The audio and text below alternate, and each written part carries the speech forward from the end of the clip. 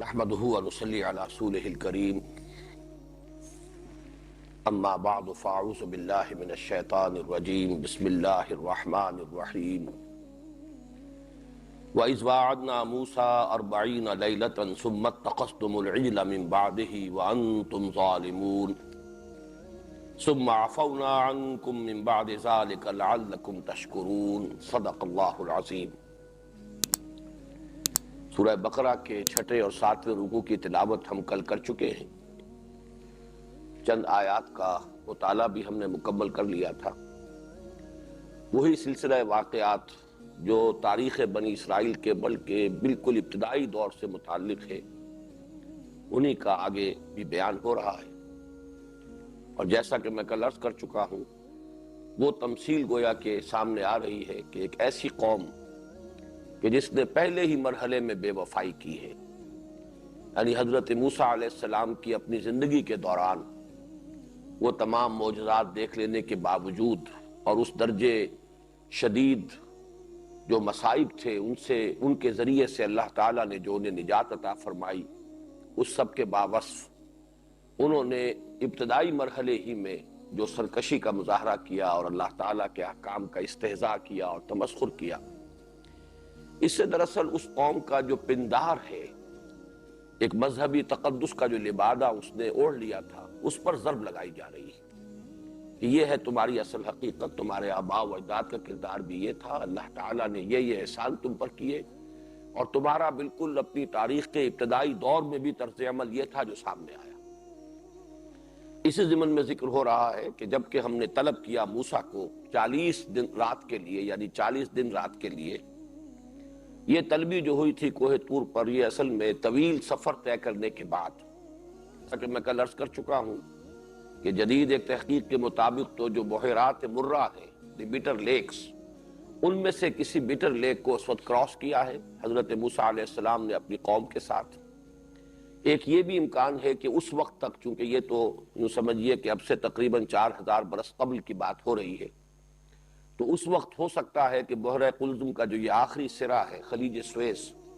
یہ وہاں تک تسلسل کے ساتھ ہو اور درمیان میں جو خشکیاں تھیں وہ ابھی ظاہر نہ ہوئی ہوں، تو کہا جا سکتا ہے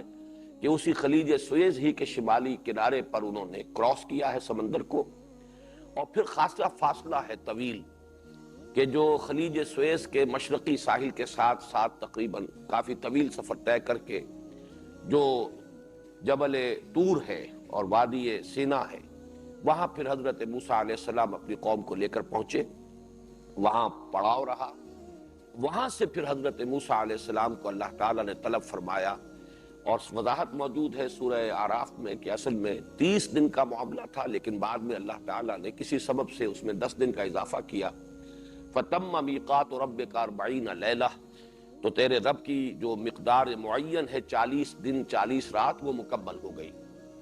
اس سے ہی ہمارے ہاں صوفیہ میں چلے کا لفظ چلا ہے، چلہ کشی، 40 دن کی عبادت اور ریاضت، جیسے یہاں بھی موجود ہے وَإِذْ وَعَدْنَا مُوسَىٰ 40 لَيْلَةً، یہاں تو گویا کہ جو آخری نتیجہ ہے کہ وہ حضرت موسیٰ علیہ السلام کا جو قیام رہا کوہ طور پر، وہ 40 دن رات کے لیے تھا۔ لیکن یہ کہ سورہ اعراف کی آیت نمبر 138 میں، آیت نمبر 142 میں یہ وضاحت کر دی گئی ہے کہ ابتداءً 30 دن کا تعین تھا، پھر 10 دن کا اضافہ کیا۔ فَتَمَّ مِيقَاتُ رَبِّكَ 40 لَيْلَةً، تو تیرے رب کی طرف سے جو مقدار معین ہے 40 رات کی، وہ مکمل ہو گئی۔ جیسا کہ میں نے کل بھی عرض کیا تھا کہ انجیل میں حضرت عیسیٰ علیہ السلام کے لیے بھی صراحت کے ساتھ مذکور ہے کہ انجیل عطا کیے جانے سے قبل اور نبوت پر فائز کیے جانے سے قبل یہ 40 روز کا مسلسل روزہ جو ہے حضرت عیسیٰ علیہ السلام سے رکھوایا گیا ہے۔ یہ گویا کہ خصوصی روحانی تیاری ہے کہ اگرچہ نبوت کے لیے اللہ تعالیٰ جن کو منتخب فرماتا تھا، وہ ویسے بھی جہاں تک انسانی کردار اور اخلاق کا تعلق ہے اس کی بلندیوں پر فائز ہوتے تھے، پھر بھی نبوت پر فائز کیے جانے سے قبل اور خاص طور پر کتاب الہی کے عطا کیے جانے سے قبل ان کو ایک شدید ریاضت اور مشقت میں سے گزارا جاتا تھا، جس کا ایک تذکرہ حضرت موسیٰ کے ذیل میں قرآن مجید میں 2 جگہ پر موجود ہے۔ حضرت عیسیٰ علیہ السلام کے بارے میں قرآن میں مذکور نہیں ہے، لیکن انجیل میں صراحت کے ساتھ اس کی تفصیل ہے۔ بلکہ یہ بھی کہ جب 40 دن کا وہ روزہ مکمل ہو گیا حضرت عیسیٰ کا، تو پھر شیطان نے انہیں ورگلانے کی کوشش کی. ٹیمپٹیشن، یہ بائبل کے اندر اس کا ذکر ہے، مختلف ترغیبات کے ذریعے سے شرک پر آمادہ کرنے کی کوشش کی، لیکن حضرت عیسیٰ علیہ السلام اس میں ثابت قدم رہے اور انہوں نے لعنت فرمائی ابلیس پر. پھر اللہ تعالیٰ نے انہیں مقام نبوت پر فائز کیا. حضور کی سیرت میں ہمیں یہ وقفہ بہت مختصر نظر آتا ہے، اور وہ بھی مسلسل نہیں ہے. حضور صلی اللہ علیہ وسلم کا بھی جو بھی مراقبہ رہا ہے جبل نور پر، جو غار حرا ہے، وہاں حضور صلی اللہ علیہ وسلم، جس کے بارے میں صراحت موجود ہے حدیث میں حضرت عائشہ صدیقہ رضی اللہ تعالی عنہا سے، کہ جب آپ کی عمر شریف 40 برس کے لگ بھگ ہوئی، لما بلغ 40 سنۃ حبب الیہ الخلاء، تو طبعی طور پر آپ کو خلوت گزینی محبوب ہو گئی. یعنی یہ کہ وہ جو اقبال نے کہا ہے، دنیا کی محفلوں سے اکتا گیا ہوں یا رب، کچھ ایسی کیفیت جو ہے حضور صلی اللہ علیہ وسلم کی طبیعت میں از خود پیدا ہوئی، اور خلوت پسندی آپ کو محبوب ہو گئی. پھر آپ غار حرا میں کئی دن کئی راتیں مسلسل قیام فرماتے تھے. اگرچہ سیرت کی کتابوں میں اس کی تفاصیل مذکور نہیں ہے، لیکن یہ کہ یہ ایک دور حضور پر بھی آیا ہے. البتہ یہ کہ جو میں یہاں نوٹ کرا رہا ہوں وہ یہ ہے کہ وہ مشقت جو حضرت موسیٰ علیہ السلام سے کرائی گئی اور وہ مشقت جو حضرت عیسیٰ علیہ السلام سے کرائی گئی، وہ حضور صلی اللہ علیہ وسلم سے نہیں کرائی گئی. اس میں بہت سے اسباب ہو سکتے ہیں. ایک وہ سبب بھی ہو سکتا ہے کہ جس کی طرف علامہ اقبال نے اپنے خطبات میں اشارہ کیا ہے، کہ جیسے جیسے تمدن آگے بڑھ رہا ہے، طباعیں جو ہے انسان کی، ان کے اندر یہ جو فزیکل برڈن ہے اور یہ مشقت جو ہے جسمانی، اس کو جھیلنے کا معاملہ کم ہو رہا ہے. اس اعتبار سے قدیم زمانے میں وہ تحمل جو ہے وہ زیادہ تھا، لیکن اب یہ ہے کہ اس کے ساتھ علم اور حکمت کا اضافہ ہو رہا ہے. تو گویا کہ فزیکل ایگزرشن اور وہ جو عبادت اور ریاضت کے اندر جو مشقتیں پہلے جھیلی جاتی تھی، اس کے اندر کمی کر کے اس کی گویا کہ کمپنسیشن ہے، اس کسر کا جبر ہے جو اللہ تعالیٰ نے حکمت اور علم کے ذریعے سے کیا ہے. چنانچہ علامہ اقبال نے یہ سجسٹ کیا ہے کہ آج کے زمانے میں ہمیں یہ جو روحانی تربیت کا جو نظام ہمارے صوفیاء کا رہا ہے، اس پر نظر ثانی کی ضرورت ہوگی. آج کا انسان وہ مشقتیں نہیں جھیل سکتا، وہ چلہ کشیاں نہیں کر سکتا جیسی کہ خود ہمارے ہاں بھی یہ جو نظام رہا خانقاہی، اس میں جس قسم کی شدید ریاضتیں کرائی جاتی تھیں، آج ہمیں اس کا کوئی بدل تجویز کرنا ہوگا. اور میں جس بات کی طرف اشارہ کر رہا ہوں وہ یہ ہے کہ علم اور حکمت کا کے اندر جس قدر وسعت اور گہرائی ہوگی، اسی مناسبت سے یہ جسمانی مشقت اور ریاضت جو ہے اس کے اندر کمی ہو سکتی ہے. تو سیرت النبی کے تقابل سے میں نے صرف اس نقطے کو چاہا کہ آپ کے سامنے بیان کر دوں. یہاں پر جو بات ہو رہی ہے وہ فرد جرم کے ضمن میں، وہ اصل میں اس قوم کا وہ جرم کہ حضرت موسیٰ علیہ السلام جب غیر حاضر رہے، اس عرصے میں سامری نے انہیں ورگلایا،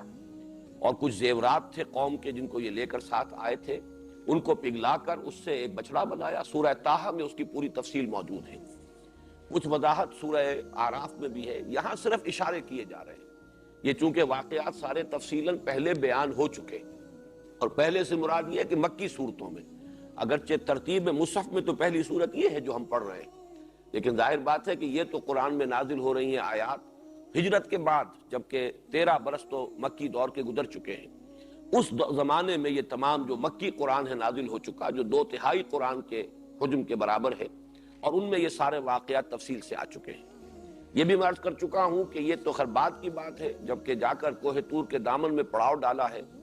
قرآن مجید میں تو سورہ اعراف میں یہ بھی مذکور ہے کہ جیسے ہی یہ سمندر کو کراس کر کے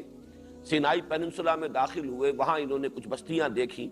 اور وہاں بت پرستی ہو رہی تھی. لوگوں نے کچھ اپنے اصنام جو ہیں گھڑے ہوئے تھے جن کا اعتکاف کرتے تھے. اعتکاف کہتے ہیں مراقبے کو، توجہ کا ارتکاز. خوگرے پے کرے محسوس تھی انسان کی نظر، مانتا پھر کوئی اندیکھے خدا کو کیوں کر. یہی ہے کہ جو فلسفہ بیان کیا ہے بت پرستی کا ڈاکٹر رادھا کرشنن نے، جو اس دور کے بہت بڑے فلسفی تھے، ہندوستان کے صدر بھی رہے ہیں. انہوں نے بڑی ضخیم 2 جلدوں میں انڈین فلسفی کی تاریخ مرتب کی ہے. تو انہوں نے بھی یہی فلسفہ بیان کیا ہے کہ بتوں کو کوئی بھی نہیں سمجھتا کہ یہ معبود ہے، یا یہ بت جو ہے یہ کوئی ان کے اندر الوہیت ہے، بلکہ یہ سمبلز ہے. یہ صرف ارتکاز توجہ کے لیے، اس لیے کہ میڈیٹیشن کے لیے اور ارتکاز توجہ کے لیے کوئی محسوس شے سامنے ہو تو سہولت ہوتی ہے، ورنہ بالکل اندیکھی ایک حقیقت جو ہے اس کے ساتھ ایک مراقبہ اور لو کا لگانا اور قلبی اور ذہنی رشتہ استوار کرنا یہ مشکل ہے. بہرحال یہ خو گرے پے کرے محسوس تھی انسان کی نظر تھے. انہوں نے بھی کہا، چنانچہ الفاظ ہیں کہ قالوا یا موسیٰ اجعل لنا الہا کما لہم آلہہ، انہوں نے یہ فرمائش کی کہ اے موسیٰ ہمارے لیے بھی کوئی ایسے معبود گھڑ دو جیسے کہ ان کے لیے معبود ہیں، تاکہ ہم بھی ذرا ان کا اعتکاف کریں، ان پر گیان دھیان کیا کریں، بیٹھ کر توجہ کا ارتکاز کیا کریں. بہرحال یہ معاملہ تو اس وقت حضرت موسیٰ علیہ السلام نے ان کو شدید جو ہے اس پر سرزنش کی، اور ظاہر بات ہے کہ ان کی موجودگی میں تو اس کا کوئی امکان نہیں تھا. لیکن جیسے ہی حضرت موسیٰ علیہ السلام کوہ طور پر گئے، اس قوم نے وہ جو ہے بچڑا بنا کر اور اس کی پرستش شروع کر دی. اس کا ذکر ہو رہا ہے. وَإِذْ وَعَدْنَا مُوسَىٰ 40 لَيْلَةً ثُمَّ اتَّخَذْتُمُ الْعِجْلَ مِن بَعْدِهِ، اس کے بعد تم نے اس بچڑے کو اپنا معبود بنا لیا. اتخذتم العجل معبودا، یہاں پہ گویا کہ معبود کا لفظ محذوف مانا جائے گا. تم نے پکڑ لیا، تم نے اختیار کر لیا بچڑے کو معبود کی حیثیت سے. اس کے بعد وانتم ظالمون، اور تم بہت ظلم کرنے والے تھے، تم نے بہت ناانصافی کا معاملہ کیا، اللہ کے احسانات کی بڑی ناقدری کی. ثم عفونا عنکم من بعد ذلک لعلکم تشکرون، پھر ہم نے تمہیں معاف کیا اور تمہاری خطا سے درگزر فرمایا اس کے بعد بھی، تاکہ تم شکر کرو کہ ہمارا احسان مانو کہ ہم نے اتنے بڑے جرم پر بھی تمہاری اجتماعی توبہ کو قبول کیا. وہ اجتماعی توبہ کیا ہے وہ ایک آیت کے بعد آ رہی ہے کہ اجتماعی توبہ صرف زبانی کلامی نہیں تھی، بلکہ جس کو کہا جائے پرج، بڑے پیمانے پر تطہیر جو ہے قوم کی ہوئی ہے، اس کا تذکرہ بعد میں آئے گا. لیکن یہ کہ یہ جو 40 دن کے لیے حضرت موسیٰ علیہ السلام کو کوہ طور پر طلب فرمایا تھا وہ کس لیے، اب اگلی آیت میں اس کا تذکرہ ہو رہا ہے. وَإِذْ آتَيْنَا مُوسَى الْكِتَابَ وَالْفُرْقَانَ لَعَلَّكُمْ تَهْتَدُونَ، اور یاد کرو ہمارے اس احسان کو کہ ہم نے عطا فرمائی موسیٰ کو کتاب اور فرقان، تاکہ تم ہدایت پاؤ، سیدھے راستے پر چلو، تم سرکشی سے بچو، افراط و تفریط کے دھکوں سے بچو، جو صراط مستقیم ہے، سواء السبیل ہے، اس کو اختیار کرو. یہاں کتاب اور فرقان جو کہا ہے، وَإِذْ آتَيْنَا مُوسَى الْكِتَابَ وَالْفُرْقَانَ، اور یاد کرو جب کہ ہم نے عطا کی موسیٰ کو کتاب اور فرقان، تو اس میں مفسرین کی مختلف آراء ہیں. واو جو ہے وہ بہت سے حضرات کے علم میں ہوگا کہ واو تفسیری بھی ہوتا ہے اور واو عطف بھی ہوتا ہے. واو عطف ہوگا تو دو چیزیں جدا ہوں گی، ایک دوسرے سے مختلف ہوں گی. واو تفسیری ہے تو پہلی چیز ہی کی وضاحت دوسرے لفظ سے ہو رہی ہے. تو دونوں رائے موجود ہیں کہ ایک ہی شے کو کتاب اور فرقان قرار دیا گیا. کتاب اس معنی میں کہ وہ لکھی ہوئی تختیوں کے اوپر، وہ پتھر کی تختیوں پر لکھی ہوئی شے تھی جو انہیں دی گئی، تو وہ ایک مکتوب تھی، لکھی ہوئی شے تھی، کتاب تھی. فرقان اس اعتبار سے کہ اس نے حق و باطل کو جدا کر دیا، اس کے اندر ہدایت واضح ہو گئی، گمراہی جیسے کہ اسی سورہ مبارکہ میں آئے گا قد تبین الرشد من الغی، رشد جو ہے وہ کجی سے سیدھا راستہ جو ہے بالکل واضح ہو گیا ہے، کامیابی کی راہ واضح ہو گئی ہے کجی کے راستے سے. تو فرقان ہے فرق کر دینے والی شے. تو گویا کہ یہ اسی تورات کے دو صفاتی نام ہوئے، ایک یہ کہ چونکہ وہ کتاب تھی، مکتوب تھی، لکھی ہوئی تھی، اس لیے وہ کتاب کہلائی، اور فرقان اس لیے کہلائی کہ اس نے حق و باطل کو جدا کر دیا، فرق کر دیا صحیح اور غلط کے مابین. اسی اعتبار سے ایک رائے اور بھی ہے کہ کتاب اس لیے کہلائی کہ اس میں احکام تھے، اس لیے کہ یہ لفظ کتاب جو آتا ہے آسمانی کتابوں کے لیے وہ اس اعتبار سے کہ اس میں اللہ کے احکام ہیں. کتب علیکم، جیسے کہ قرآن مجید کو بھی کتاب اس معنی میں کہا گیا ہے کہ اس کے اندر اللہ تعالیٰ کے احکام ہیں، حالانکہ یہ حضور پر لکھی ہوئی شکل میں نازل نہیں ہوئی، لیکن قرآن مجید ہی اپنے آپ کو الفرقان بھی کہتا ہے. تبارک الذی نزل الفرقان علی عبدہ لیکون للعالمین نذیرا، بڑی بابرکت ہے وہ ذات جس نے کہ فرقان نازل فرمایا اپنے بندے پر تاکہ وہ تمام جہان والوں کے لیے خبردار کرنے والا بن جائے. تو یہ دونوں رائے ہو گئی ایک ہی اعتبار سے کہ واو کو واو تفسیری مانا جائے، ہم نے موسیٰ کو عطا کی کتاب یعنی فرقان تاکہ تم ہدایت پاؤ. کتاب اس اعتبار سے کہ وہ لکھی ہوئی تھی، یا اس اعتبار سے کہ اس میں احکام تھے، دی 10 کمانڈمنٹس، احکام 10 یہ اس کے اندر صراحت کے ساتھ مذکور تھے. فرقان اس اعتبار سے کہ اس نے حق و باطل میں امتیاز قائم کر دیا. دوسری رائے یہ ہے کہ یہ حرف عطف ہے، یہاں دو چیزیں مراد لی جا رہی ہیں، کتاب سے مراد تورات اور فرقان سے مراد ہے معجزے جو حضرت موسیٰ علیہ السلام کو عطا کیے، اس لیے کہ وہ حضرت موسیٰ علیہ السلام کی نبوت اور رسالت کو بالکل ظاہر کر دینے والی شے، ظاہر و باہر کر دینے والی شے ہے، اس لیے فرقان جو حق و باطل کو بالکل نمایاں کر دے. اور ایک تیسری رائے اور بھی ہے کہ فرقان سے مراد ہے جو فتح ہوئی انہیں یہ حاصل کہ ان کا دشمن ان کے سامنے، ان کی نگاہوں کے سامنے غرق کیا گیا. جو کشاکش جاری رہی سالہ سال تک مصر میں، اور جو بھی ایک جس کے دوران کے 7 معجزات بھی اللہ تعالیٰ نے دکھائے حضرت موسیٰ علیہ السلام کی حقانیت کو ظاہر کرنے کے لیے، لیکن یہ کہ بالآخر یہ سلسلہ جو ہے ختم ہوا اس پر کہ پوری قوم جو ہے اپنے لاؤ لشکر سمیت جو ہے فرعون غرق کر دیا گیا، جیسے کہ آگے پیچھے آ چکا ہے وَأَنْتُمْ تَنْظُرُونَ وَأَغْرَقْنَا آلَ فِرْعَوْنَ وَأَنْتُمْ تَنْظُرُونَ۔ اس کے لیے گویا کہ قرآن مجید میں بھی ایک نظیر موجود ہے کہ یوم بدر کو یوم الفرقان کہا گیا ہے۔ وہ یوم الفرقان تھا اس اعتبار سے کہ واضح ہو گیا کہ حق کدھر ہے باطل کدھر ہے، اس لیے کہ خود ابو جہل نے دعا کی تھی اصل میں، اور یہ دعویٰ کیا تھا کہ یہ دن جو ہے اب جو بدر کی جنگ ہوگی یہ اصل میں فرقان ہوگی۔ اس سے واضح ہو جائے گا، اس لیے کہ اسے یقین تھا کہ فتح ہماری ہوگی۔ ہم جس اہتمام کے ساتھ تیاریوں کے ساتھ جا رہے ہیں، جو ہمارے پاس اسلحہ ہے، ساز و سامان ہے، ہماری عددی فوقیت ہے، تو فتح تو لازمی ہے۔ جیسے 6 ستمبر 1965 کو بھارت یہ سمجھتا تھا کہ لاہور کو فتح کر لینا تو یقینی ہے، شام کو ہم جیم خانہ کلب میں جو ہے جشن منائیں گے، یہاں تک کہ BBC ٹیلی ویژن سے فال آف لاہور کی فلم دکھا دی گئی۔ اسی طریقے سے ابو جہل کو یقین تھا کہ فتح ہماری ہوگی، تو اس نے کہا تھا کہ یہ ہوگا یوم الفرقان، تو اللہ تعالیٰ نے واقعتاً پھر اسے سورہ انفال میں یوم الفرقان قرار دیا کہ اب ثابت ہو گیا ہے، اور حق و باطل جو ہے دودھ کا دودھ پانی کا پانی جدا ہو گیا ہے۔ تو 4 آراء آپ کے سامنے آئیں، کتاب اور فرقان۔ اگر اس کو واو عطف مانا جائے تو کتاب سے مراد تورات اور فرقان سے مراد معجزات۔ دوسری رائے یہ کہ کتاب سے مراد تورات اور فرقان سے مراد فتح مبین جو اللہ نے عطا کی حضرت موسیٰ اور ان کے ساتھیوں کو آل فرعون پر۔ اور 2 رائے ہو گئی اس اعتبار سے کہ واو تفسیری ہے، کتاب اس پہلو سے کہ وہ لکھی ہوئی ہے، یا اس پہلو سے کہ اس میں اللہ کے احکام ہیں، اور فرقان اس اعتبار سے کہ وہ حق و باطل میں امتیاز کر دینے والی شے ہے۔ ایک بات اور ہے جس کی طرف میرا ذہن گیا، یہ 4 آراء تو مفسرین نے بیان کی ہیں، میرا ایک ذہن منتقل ہوا ہے۔ قرآن مجید میں حضرت موسیٰ علیہ السلام کے لیے کتاب کا ذکر بھی ہے، تورات اس کا نام، پھر صحف ابراہیم و موسیٰ صحیفے بھی ہیں۔ اس اعتبار سے محسوس ہوتا ہے کہ ایک تو وہ تورات تھی، تورات اسی کو کہا جاتا ہے کہ جو حضرت موسیٰ علیہ السلام کو لکھی ہوئی شکل میں، وہ جو پتھروں کی تختیوں کے اوپر الواح موجود ہے، یہ سورہ اعراف میں تفسیر ہے،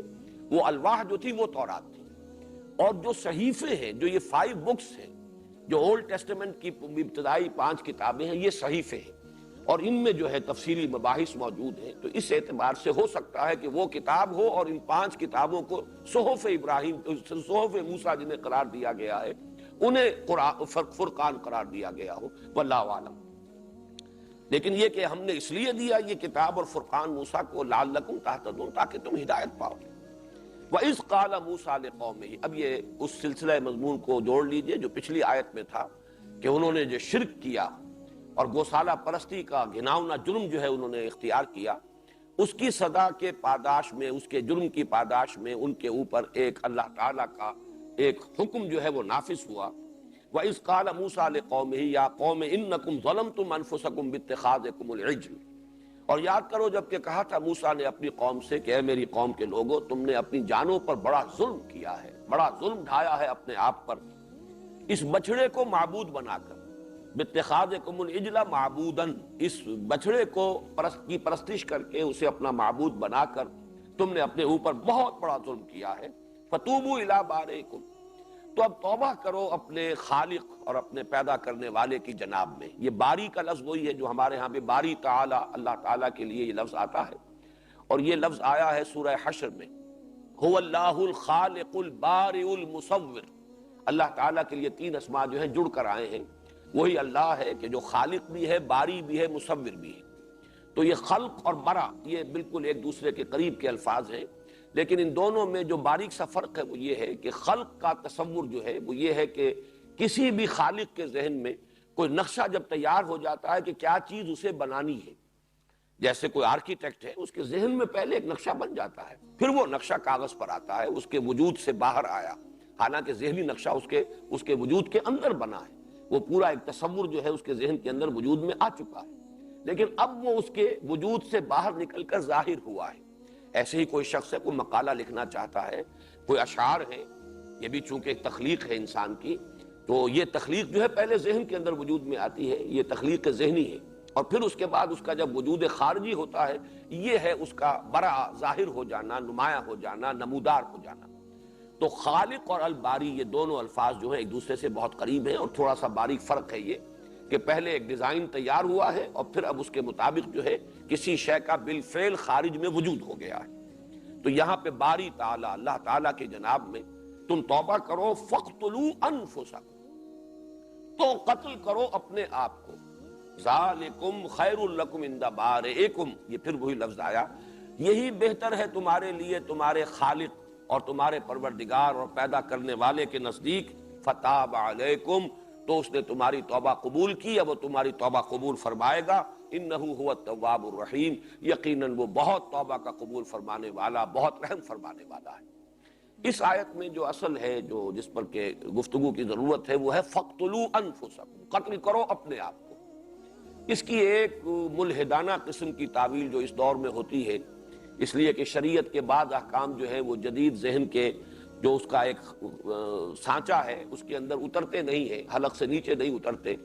تو قتل مرتد کی سزا جو ہے وہ بھی اسلام کی تعلیم جو ہے، فقہی اور قانونی جو نظام ہے،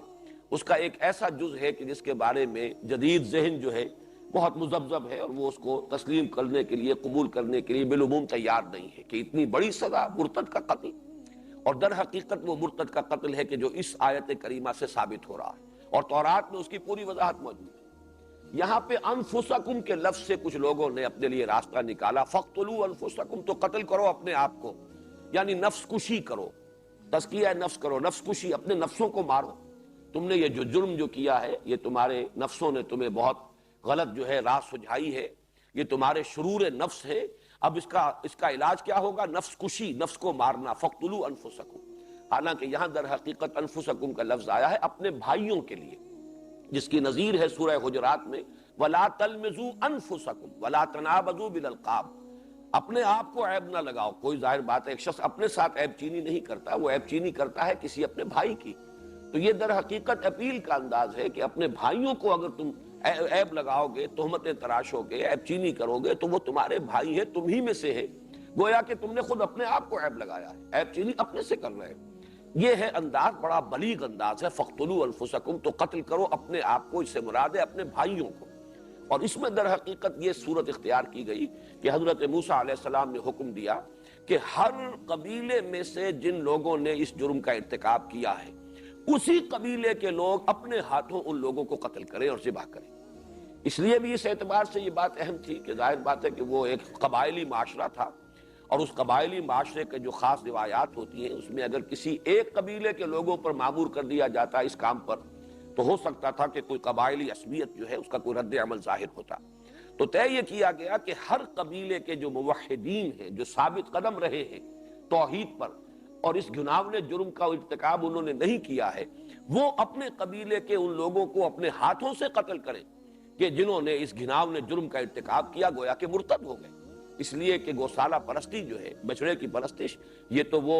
شرک جلی ہے کہ جس کے بعد کوئی امکان نہیں ہے کہ کسی طرح کا اشتباہ رہ جائے ان کے مرتد ہونے میں، ان کے کافر ہونے میں۔ تو یہ قتل مرتد کی سزا ہے، اور تورات میں اس کی پوری صراحت موجود ہے تفصیل کے ساتھ۔ کتاب الخروج، وہی جو ہے بک آف ایکسوڈس، اس میں باب 32 آیات 25 تا 30 میں اس کی پوری تفصیل موجود ہے، اور تعداد موجود ہے کہ 3000 اشخاص، 3000 مرد قتل ہوئے، کھیت رہے اس ایک دن۔ اس لیے کہ پھر حضرت موسیٰ علیہ السلام کے حکم سے وہ لوگ جو ہیں وہ پورے قبیلوں کے اندر گھوم گئے، اور اپنے اپنے قبیلے کے لوگوں کو انہوں نے چن چن کر قتل کیا جنہوں نے اس گھناونے جرم کا ارتکاب کیا تھا۔ یہی ہے در حقیقت اصل ہمارے ہاں قتل مرتد کی سزا کی۔ اور یہ بات اصولی طور پر سمجھ لیجئے کہ شریعت موسوی اور شریعت محمدی صلی اللہ علیہ وسلم ایک تسلسل ہے۔ جہاں تک تو اصل دین کا تعلق ہے، توحید کا تعلق ہے، اس میں تو تسلسل ہے ہی۔ وہ ایمان جس کو ہم کہتے ہیں، جو دین کی جڑ اور بنیاد ہے، وہ تو حضرت آدم سے لے کر این دم تک، آج تک، اس میں کوئی فرق نہیں ہے، کوئی تفاوت نہیں ہے۔ وہی ایمان باللہ، وہی توحید، وہی ایمان بالمعاد، ایمان بالآخرہ، ایمان بالبعث بعد الموت، اسی طرح ایمان بالوحی، ایمان بالکتب، ایمان بالرسل، ایمان بالانبیاء، یہ تمام کے تمام جو بنیادی امور ہیں وہ ایک ہی ہیں۔ لیکن شریعتیں دو ہیں اصل میں بنیادی طور پر، شریعت موسوی اور شریعت محمدی صلی اللہ علیہ وسلم۔ اس میں جہاں جہاں فرق ہوا ہے وہ قرآن نے واضح کر دیا، جہاں وہی سابقہ شریعت ابھی چل رہی ہے اسی تسلسل کے بنا پر، اس کو قرآن مجید میں ذکر نہیں کیا گیا۔ لیکن حضور صلی اللہ علیہ وسلم نے اپنے عمل سے اس کا ثبوت فراہم کر دیا۔ میں یہ ساری صراحت اس لیے کر رہا ہوں کہ یہ بھی در حقیقت اسلام کے قانونی نظام کی بنیادوں کو سمجھنے کے لیے بہت اہم نکتہ ہے کہ اگر آپ کسی شے کو یہ چاہیں کہ لازماً قرآن میں اس کی اصل ملے، ضروری نہیں ہے، اس لیے کہ اگر جو شریعت موسوی تھی اس کے کسی جز کو حضرت محمد صلی اللہ علیہ وسلم نے برقرار رکھا ہے، تو چاہے قرآن میں وہ صراحت سے مذکور نہ ہو، حضور صلی اللہ علیہ وسلم کی سنت اور آپ کے عمل کی بنیاد پر وہ شریعت موسوی کا تسلسل جو ہے اسی طریقے سے شریعت محمدی میں برقرار رہے گا۔ یہاں تو پھر بھی میں مثال اس کی دے رہا ہوں کہ جس کا قرآن مجید میں ذکر ہے، اگرچہ مسلمانوں سے خطاب کر کے جہاں پر احکام شریعت آئے ہیں وہاں تذکرہ نہیں ہے، لیکن تورات کے اس حکم کا ذکر یہاں موجود ہے، فَاقْتُلُوا أَنفُسَكُمْ، اور تورات میں جو ہے اس کی صراحت موجود ہے، اور اس کو خام خواہ نفس کشی اور تزکیہ نفس اور ریاضتیں کر کے اپنے نفس کو قابو میں لانے کا، ادھر اس کا رخ کرنا جو ہے اس کی تعویل کا، یہ سوائے الہاد کے اور کچھ نہیں۔ یہ وہی جدید ریشنلسٹک جو انداز ہے، جب اس کا غلبہ ذہن پر ہو جاتا ہے تو آدمی ادھر ادھر چور دروازے تلاش کرتا ہے، جیسے کہ معجزات کی خالص سائنٹیفک توجیہ کرنے کی، جس کی میں نے کل مثال دی تھی کہ ہوا کا اس کو قرار دیا جائے کہ تیز جھکڑ چلا اور اس کی وجہ سے سمندر ہٹ گیا پیچھے کو، لیکن قرآن مجید نے صراحت کی ہے کہ فَانْفَلَقَ وَفَكَانَ كُلُّ فِرْقٍ كَالطَّوْدِ الْعَظِيمِ، یہ سمندر پھٹا تھا، پیچھے نہیں ہٹا تھا، یہ مد و جزر کی بات نہیں تھی بلکہ پھٹنا تھا، اور ہر حصہ جو ہے اس کا وہ ایک چٹان کے مانند کھڑا ہو گیا تھا۔ ان الفاظ کے اندر اب کوئی گنجائش نہیں ہے اس مفہوم سے ادھر ادھر ہونے کی۔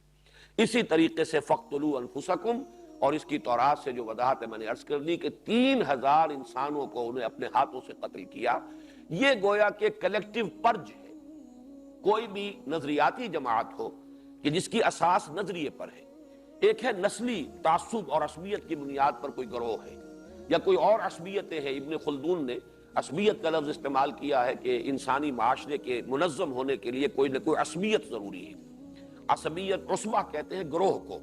تو لوگوں کو آپس میں جوڑنے کے لیے جب تک کوئی ایسی شے نہ ہو کہ جس سے کہ سب کو کوئی قلبی لگاؤ ہو، تو وہ کیسے جڑے رہیں گے؟ یا تو نسلی عصبیت ہوتی ہے جو لوگوں کو جوڑتی ہے، یا لسانی عصبیت ہے جو لوگوں کو جمع کرتی ہے، لیکن ایک نظریاتی جماعت جو ہوتی ہے اس کی عصبیت ساری نظریے کے ساتھ ہے۔ اس نظریے کے ساتھ اگر ذرا سی بھی سہل انکاری کا معاملہ کیا جائے اور اس میں ڈھیل دی جائے تو گویا کہ شیرازہ منتشر ہو جائے گا۔ تو نظریاتی جماعت، نظریاتی قوم، نظریاتی مملکت جو ہے وہ اپنے تحفظ کے لیے اس کو ضرورت ہے کہ وہ اپنے نظریے کی پوری حفاظت کرے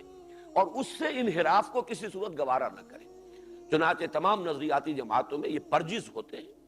آپ کسی پارٹی میں پرج کیجئے کہ اگر کچھ لوگ ہیں کہ جو اس نظریے سے انحراف کر رہے ہیں، تو جتنا جلدی ان کو اس پارٹی سے نکال دیا جائے گا، جماعت سے نکال دیا جائے گا، اتنا ہی اس پارٹی کے حق میں بہتر ہوگا۔ اگر آپ نے ان کو اس جماعت کے اندر گوارا کیا تو رفتہ رفتہ وہ ساری چھوٹ جو ہے ان کی، وہ جماعت کے اور لوگوں تک بھی جو ہے متعدی ہو جائے گی اور جماعت کا شیرازہ منتشر ہو جائے گا۔ تو یہ در حقیقت کلیکٹیو پرج ہے کہ جو ہوئی ہے اس وقت بڑے پیمانے پر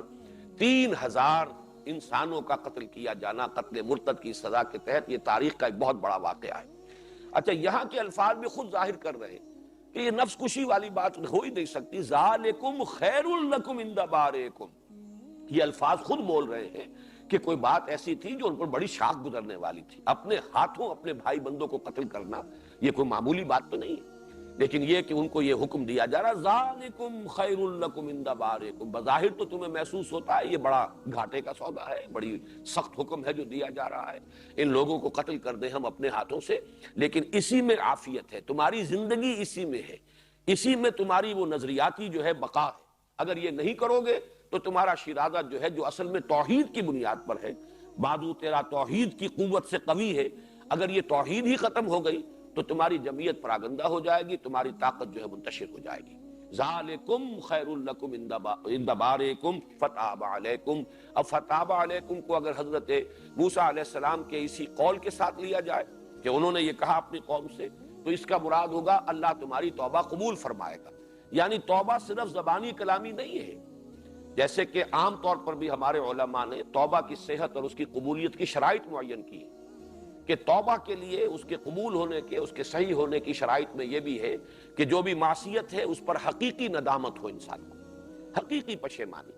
نمبر 2، پھر اس کو وہ ترک کر دے۔ اگر بالفعل ترک نہیں کرتا تو توبہ نہیں ہوئی، چاہے وہ توبہ کی تسبیحیں 1000 دانہ لے کر بیٹھ جائے اور استغفر اللہ ربی من کل ذنب واتوب الیہ کی گردان کرتا رہے، وہ توبہ تو نہیں ہوگی جب تک کہ اس گناہ سے دستکش نہ ہو جائے، کنارہ کش نہ ہو جائے۔ اور پھر یہ کہ عزم مصمم ہو کہ آئندہ ہم یہ کام نہیں کریں گے۔ اور اگر حقوق العباد کا معاملہ تو کمپنسیٹ کیجئے، جس پر زیادتی کی تھی یا تو اس سے معافی حاصل کیجئے، اور یا یہ ہے کہ اس کی تلافی کیجئے۔ اگر اس کا مال کھا لیا تھا ناحق، اسے لوٹائیے، کوئی حق تلف کیا تھا اس کی جس طرح سے بھی ہو بھی تلافی کیجئے۔ اگر یہ نہیں کریں گے تو یہ محض زبانی کلامی توبہ جو ہے وہ توبہ نہیں ہے۔ تو معلوم ہوا کہ یہ تمہیں کرنا ہوگا اجتماعی طور پر۔ تمہاری اجتماعی توبہ کی شرط لازم یہ ہے کہ ان لوگوں کو اپنے ہاتھوں سے قتل کرو، تب اللہ تعالیٰ تمہاری توبہ قبول فرمائے گا۔ اور انہ هو التواب الرحیم، یقیناً وہ بہت توبہ کا قبول فرمانے والا، رحم فرمانے والا ہے۔ اس میں یہ بات بھی نوٹ کر لیجئے، میں نے اس نکتے کی ذرا نسبتاً زیادہ وضاحت اس لیے کی ہے کہ جو حد رجم کا معاملہ ہے وہ بھی اسی اصول پر ہے۔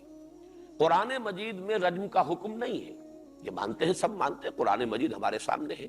لیکن یہ رجم کا حکم تورات میں موجود، شریعت موسوی کا یہ حکم، شریعت موسوی کا یہ ایک بالکل یوں سمجھیے کہ جس میں کسی اختلاف کی گنجائش نہیں، اس کا ایسا حکم ہے، اور اس پر حضور نے اس عمل کیا، اس کو برقرار رکھا۔ اس کا تسلسل جو ہے ہمارے ہاں اب وہ سنت رسول صلی اللہ علیہ وسلم کے ذریعے سے قائم ہوا۔ چنانچہ خلفائے اربعہ نے رجم کیا، اور تمام امت میں، پوری امت 1400 برس میں، سوائے خوارج کے ایک چھوٹے سے طبقے کے، سارے خوارج بھی نہیں، خوارج کے بھی بہت سے فرقے بنے، عباضیہ ایک فرقہ آج بھی ہے جو کچھ الجزائر میں بھی تھوڑے سے لوگ ہیں، اور بہت بڑی ان کی جو اکثریت ہے وہ سلطنت عمان جو ہے وہ عباضی خوارج کی ہے، لیکن یہ کہ وہ بھی اہل سنت کے بہت قریب ہیں، بڑے مائلڈ قسم کے خارجی ہیں۔ اصل میں جو شدید خارجی تھے وہ تو ختم ہو چکے تھے، اور ان کو حضرت علی رضی اللہ تعالیٰ عنہ ہی نے ان کو ختم کر دیا تھا۔ لیکن یہ کہ ہمارے ہاں تو اہل تشیع، اہل سنت، یہی ہے دو اصل میں بڑی جماعت ہے، غالب اکثریت اہل سنت کی ہے، اور پھر دوسرا فرقہ اگر کوئی ہے جس کی کا کوئی حیثیت ہے تو وہ اہل تشیع کا، اور سب کے نزدیک شادی شدہ زانی اور زانیہ کی سزا رجم ہے، اس میں کوئی اختلاف نہیں۔ لہذا محض اس بنا پر کہ قرآن مجید میں رجم کا حکم نہیں آیا ہے، اس کا اگر کوئی شخص جو ہے انکار کرتا ہے تو وہ اصل میں اس اصول کو نہ سمجھنے کی وجہ سے ہے کہ شریعت موسوی اور شریعت محمدی کا تسلسل ہے۔ جو چیز تو تبدیل کر دی گئی وہ صراحت کے ساتھ قرآن میں مذکور ہو گئی، لیکن جو چیزیں کہ نہیں صراحت کے ساتھ مذکور، وہی شریعت موسوی جو ہے وہ چلی آ رہی ہے، اس کا تسلسل ہے، اسی میں قتل مرتد ہے، اسی میں شادی شدہ زانی اور زانیہ کی سزا جو ہے وہ حد رجم ہے۔ تو اس کو میں نے اس لیے وضاحت کے ساتھ بیان کیا ہے کہ اسی کے حوالے سے وہ بات بھی ذہن میں تازہ ہو جائے۔ وَإِذْ قُلْتُمْ يَا مُوسَىٰ لَن نُّؤْمِنَ لَكَ حَتَّىٰ نَرَى اللَّهَ جَهْرَةً فَأَخَذَتْكُمُ الصَّاعِقَةُ وَأَنتُمْ تَنظُرُونَ، اور یاد کرو جب کہ تم نے کہا تھا اے موسیٰ ہم تو تمہاری تصدیق نہیں کریں گے۔ یہاں نوٹ کر لیجئے، نومنا کے بعد لام آیا ہے، لن نومنا لکا۔ ایک جب آتا ہے ایمان کے بعد با کا حرف آتا ہے تو وہ ایمان، یقین کے معنی میں ہوتا ہے، اور جب ایمان کے بعد لفظ لام آتا ہے، حرف لام آتا ہے، حرف جار، تو وہ تصدیق، کسی بات کی سرسری سی تصدیق بھی، کسی بات کو تسلیم کر لینا، یہ جو ہے یہ لام اور با کے فرق میں، کے استعمال کا فرق ہے۔ تو ہم تمہاری بات نہیں مانیں گے حتیٰ نر اللہ جہرتن، یہاں تک کہ ہم خود دیکھ لیں اللہ کو عیانن، اپنی آنکھوں سے۔ فَأَخَذَتْكُمُ الصَّاعِقَةُ وَأَنْتُمْ تَنظُرُونَ، تو تمہیں آ پکڑا ایک کڑک نے تمہیں پکڑ لیا، اور تمہارے دیکھتے ہی دیکھتے یہ سب کچھ ہوا ہے، فوری طور پر ایک زلزلہ آیا ہے، رجفہ اسے کہا گیا ہے۔ یہ تقریباً تمام واقعات وہ ہیں کہ جن کا تذکرہ قدر تفصیل سے سورہ اعراف میں آ چکا ہے۔ جیسا کہ کل میں نے عرض کیا تھا، سورہ اعراف ہجرت سے متصلاً قبل کے زمانے میں نازل ہوئی، سورہ بقرہ ہجرت کے متصلاً بعد نازل ہو رہی ہے۔ تو یہاں بہت ہی مختصر جو ہے حوالے دیے جا رہے ہیں ان چیزوں کے جن کی تفصیل سورہ اعراف میں آ چکی ہے۔ اس کا میں ذرا سا بیان کر دوں کہ جب یہ واقعہ ہو چکا، پھر حضرت موسیٰ علیہ السلام نے وَاخْتَارَ مُوسَىٰ مِن قَوْمِهِ 70 رَجُلًا، 70 افراد کو حضرت موسیٰ علیہ السلام نے ان 12 قبائل میں سے سرکردہ افراد کو چنا، اور پھر وہ گئے ہیں کوہ طور پر اجتماعی، پھر اللہ تعالیٰ سے استغفار کرنے کے لیے کہ پروردگار ہماری خطا جو ہے معاف فرما دے، جو غلطی ہوئی تھی تیرے حکم کے مطابق ہم نے وہ قتل مرتد کی جو حد ہے وہ بھی نافذ کر دی، 3000 اپنے آدمی جو ہے ان کا خون بہا دیا، اب ہم پر رحم فرما، اور مزید ہمارے اوپر اس جرم کی کوئی اور سزا جو ہے وہ اب یا مستقبل میں نافذ نہ ہو۔ اس کی پوری تفصیل سورہ اعراف میں موجود ہے۔ تو انہیں دامن طور میں پھر چھوڑ کر اور ذرا اوپر پھر گئے ہیں حضرت موسیٰ علیہ السلام، وہاں ان کا ایک مکالمہ ہوا ہے، بلکہ میں چاہتا ہوں کہ وہ آپ کو میں سنا بھی دوں، تیزی کے ساتھ ان آیات کا میں ترجمہ کر دیتا ہوں۔ وَاخْتَارَ مُوسَىٰ قَوْمَهُ 70 رَجُلًا لِمِيقَاتِنَا، معلوم ہوا کہ اس کے لیے بھی اللہ تعالیٰ نے کوئی وقت معین کیا تھا کہ اپنے قوم کے 70 سرکردہ افراد کو لے کر آؤ۔ حضرت موسیٰ علیہ السلام نے ان کو چنا۔ فلما اخذتهم الرجفۃ، تو جب ان کو آ پکڑا ایک کڑک نے، اور کڑک کے ساتھ ہی رجفہ جو ہے، رجفہ کہتے ہیں کپ کپی، کوئی ایسی جس میں کڑک بھی ہے اور گرج بھی ہے اور کوئی ایسی ٹھنڈی ہوائیں بھی ہیں کہ جس سے ان کے اوپر ایک کپ کپی طاری ہو گئی۔ قال رب لو شئت اهلكتهم من قبل وإياي، تو حضرت موسیٰ نے عرض کیا پروردگار اگر تو چاہتا تو مجھے اور میری قوم کو پہلے ہی ہلاک کر دیتا۔ اتہلکنا بما فعل السفہاء منا، کیا تو اب ہمیں ہلاک کر رہا ہے ہم سب کو ہمارے کچھ بے وقوفوں کے فعل کی سزا کے طور پر؟ ہمارے کچھ نادان لوگوں سے خطا ہوئی، انہوں نے جرم کیا، اس میں کوئی شک نہیں، اس کے لیے ہم استغفار کرنے کے لیے حاضر ہوئے ہیں، لیکن کیا ان کے جرم کی پاداش میں ہم سب کو ہلاک کر دے گا؟ ان ہی الا فتنتک، نہیں ہے یہ مگر تیری طرف سے ایک آزمائش ہے، تیری طرف سے ہمارے لیے ایک ابتلا ہے۔ تضل بہا من تشاء وتہدی بہا من تشاء، اس کے ذریعے سے تو جس کو چاہتا ہے گمراہ کر دیتا ہے، جس کو چاہتا ہے ہدایت دیتا ہے۔ انت ولینا فاغفر لنا وارحمنا وانت خیر الغافرین، یقیناً تو ہی ہمارا ساتھی ہے، پشت پناہ ہے، مددگار ہے، بس ہمیں بخش دے، ہم پر رحم فرماؤ، یقیناً تو بہترین بخشنے والا ہے۔ وَاكْتُبْ لَنَا فِي هَذِهِ الدُّنْيَا حَسَنَةً، اور لکھ دے ہمارے لیے، طے فرما دے ہمارے لیے، فیصلہ صادر فرما دے ہمارے لیے اس دنیا کی زندگی میں بھی بھلائی کا، خوبی کا، حسنات کا، وفی الآخرہ، اور آخرت میں بھی۔ اِنَّا ہُدْنَا إِلَيْكَ، ہم تیری جانب رجوع کر رہے ہیں، ہم توبہ کر رہے ہیں، ہم اپنی خطاؤں سے ہم درگزر چاہتے ہیں، استغفار کر رہے ہیں۔ قال عذابی اصیب بہ من نشاء، اللہ تعالیٰ نے فرمایا جہاں تک میرے عذاب کا تعلق ہے، سزا کا تعلق ہے، وہ تو میں دوں گا جس کو چاہوں گا۔ ورحمتی وسعت کل شیء، باقی میری رحمت جس کا تم سوال کر رہے ہو وہ ایک تو ہے عام رحمت جو ہر شے کو شامل ہے، تمام مخلوقات کا وجود میری رحمت کے طفیل ہے، ان کی ربوبیت کا سارا سلسلہ میری ہی رحمت کا دسترخوان ہے جس سے سب کو اپنی ضروریات جو ہیں بہم پہنچ رہی ہے۔ فَسَأَكْتُبُهَا، باقی جس رحمت خصوصی کی درخواست ہے موسیٰ تم کر رہے ہو وہ میں لکھ دوں گا، طے کر دوں گا، اس کا حکم میں صادر فرما دوں گا۔ لِلَّذِينَ يَتَّقُونَ وَيُؤْتُونَ الزَّكَاةَ، ان لوگوں کے حق میں جو تقوی کی روش اختیار کریں گے، زکوٰۃ ادا کریں گے۔ وَالَّذِينَ هُمْ بِآيَاتِنَا يُؤْمِنُونَ، اور جو ہماری آیات پر ایمان لائیں گے۔ الَّذِينَ يَتَّبِعُونَ الرَّسُولَ النَّبِيَّ الْأُمِّيَّ الَّذِي يَجِدُونَهُ مَكْتُوبًا عِندَهُمْ فِي التَّوْرَاةِ وَالْإِنجِيلِ، جو اتباع کریں گے ہمارے اس رسول نبی امی کا جس کو وہ پائیں گے اپنے ہاں لکھا ہوا، یعنی جس کی پیشن گوئیاں درج پائیں گے کتابوں میں اپنے پاس، تورات میں بھی اور انجیل میں بھی۔ یأمرہم بالمعروف وینہاہم عن المنکر، وہ انہیں نیکی کا حکم دے گا، برائیوں سے روکے گا۔ ویحل لہم الطیبات، پاکیزہ چیزوں کو ان کے لیے حلال ٹھہرائے گا۔ ویحرم علیہم الخبائث، اور ناپاک چیزوں کو ان پر حرام کر دے گا۔ وَيَضَعُ عَنْهُمْ إِصْرَهُمْ وَالْأَغْلَالَ الَّتِي كَانَتْ عَلَيْهِمْ، اور پھر یہ کہ ان پر جو بوجھ پڑے ہوئے ہوں گے، جو انہوں نے اپنے اوپر رسومات کے بوجھ اور بدعات کے بہت سے تومار جو ہیں اپنے گلے میں ڈال لیے ہوں گے، ان سے ان کو نجات دلائے گا۔ فَالَّذِينَ آمَنُوا بِهِ، تو جو لوگ اس پر ایمان لائیں گے، وَعَزَّرُوهُ، اور اس کی تعظیم کریں گے، وَنَصَرُوهُ، اور ان کی مدد کریں گے، وَاتَّبَعُوا النُّورَ الَّذِي أُنزِلَ مَعَهُ، اور اتباع کریں گے اس نور کا جو ان کے ساتھ نازل کیا جائے گا، یعنی قرآن کا۔ أُولَٰئِكَ هُمُ الْمُفْلِحُونَ، وہی ہوں گے فلاح پانے والے۔ اور اس کے بعد پھر وہ آیت ہے اسی سورہ مبارکہ میں، قُلْ يَا أَيُّهَا النَّاسُ، اے نبی اب کہہ دو، وہ رسول نبی امی میں ہوں، آ گیا ہوں، جس کے بارے میں کہ موسیٰ سے یہ معاہدہ اللہ تعالیٰ کا ہوا تھا کہ رحمت خصوصی کے حقدار وہی ہوں گے جو میرے رسول نبی امی پر ایمان لائیں گے۔ قُلْ يَا أَيُّهَا النَّاسُ إِنِّي رَسُولُ اللَّهِ إِلَيْكُمْ جَمِيعًا الَّذِي لَهُ مُلْكُ السَّمَاوَاتِ وَالْأَرْضِ لَا إِلَٰهَ إِلَّا هُوَ يُحْيِي وَيُمِيتُ فَآمِنُوا بِاللَّهِ وَرَسُولِهِ النَّبِيِّ الْأُمِّيِّ الَّذِي يُؤْمِنُ بِاللَّهِ وَكَلِمَاتِهِ وَاتَّبِعُوهُ لَعَلَّكُمْ تَهْتَدُونَ، تو اب اس نبی امی پر ایمان لاؤ اور اس کی تصدیق کرو، اس کے ساتھ جو نور نازل ہوا ہے اس کی پیروی کرو تاکہ تم ہدایت یافتہ ہو۔ یہ ہے وہ مکالمہ کہ جس کا یہاں تذکرہ ہو رہا ہے صرف ایک جملے میں، کہ ان کے اوپر کپ کپی طاری کی گئی، اللہ تعالیٰ نے اپنے خاص ایک اپنے جلال کا اظہار کیا، اور تمہارے دیکھتے ہی دیکھتے تم پر ایک موت طاری کر دی گئی۔ ثم بعثناکم من بعد موتکم لعلکم تشکرون، پھر ہم نے تمہیں دوبارہ زندہ کر دیا، اٹھا دیا تمہاری موت کے بعد تاکہ تم شکر کرو۔ اس رجفے سے، اس صاعقہ سے معلوم ہوتا ہے کہ موت کی کیفیت طاری ہو گئی۔ اسے بھی ہمارے بعض جو جدید ذہن کے مفسرین ہیں انہوں نے اس کی تعویل کرنے کی کوشش کی ہے کہ یہاں موت سے مراد بے ہوشی ہے، بے ہوشی طاری ہو گئی، اس لیے کہ نیند کو بھی موت کی بہن کہا گیا ہے، قرآن مجید میں بھی کہا گیا اور حدیث میں بھی۔ جو صبح کے وقت کی دعا ہے، آنکھ کھلتی تھی تو حضور فرماتے تھے الحمدللہ الذی احیانی بعد ما اماتنی والیہ النشور، کل حمد کل شکر اس اللہ کا ہے جس نے مجھے دوبارہ زندہ کر دیا اس کے بعد کہ مجھ پر موت وارد ہو چکی تھی۔ اور اسی طرح ایک روز ہم اٹھ جائیں گے، ایک روز اسی طریقے سے شام کو جیسے سو جاتے ہیں تو موت کی نیند سو جائیں گے، اور جیسے صبح روزانہ بیدار ہوتے ہیں ایسے ہی وہ صبح قیامت جو ہے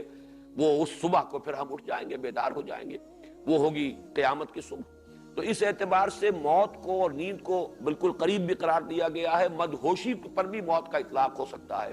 لیکن یہ کہ یہاں جب لفظ موت ہے من بعد موتکم لعلکم تشکرون، اگر صرف ثم بعثناکم کے الفاظ ہوتے تو ان تعویلات کی گنجائش تھی، لیکن موت کے لفظ میں زور معلوم ہو رہا ہے، اور اس میں ظاہر بات ہے سب تسلیم کرتے ہیں کہ اللہ تعالیٰ کی قدرت سے کوئی بعید نہیں ہے۔ اسی سورہ بقرہ میں آگے چل کر آئے گا، حضرت عزیر علیہ السلام کو 100 برس تک اللہ نے موت ان پر طاری کیے رکھی، اس کے بعد اٹھا دیا، تو اللہ تعالیٰ کے لیے مشکل نہیں ہے۔ 300 برس تک اصحاب کہف کو اس نے سلائے رکھا، وہاں اس پر موت طاری نہیں ہوئی، سوئے رہے،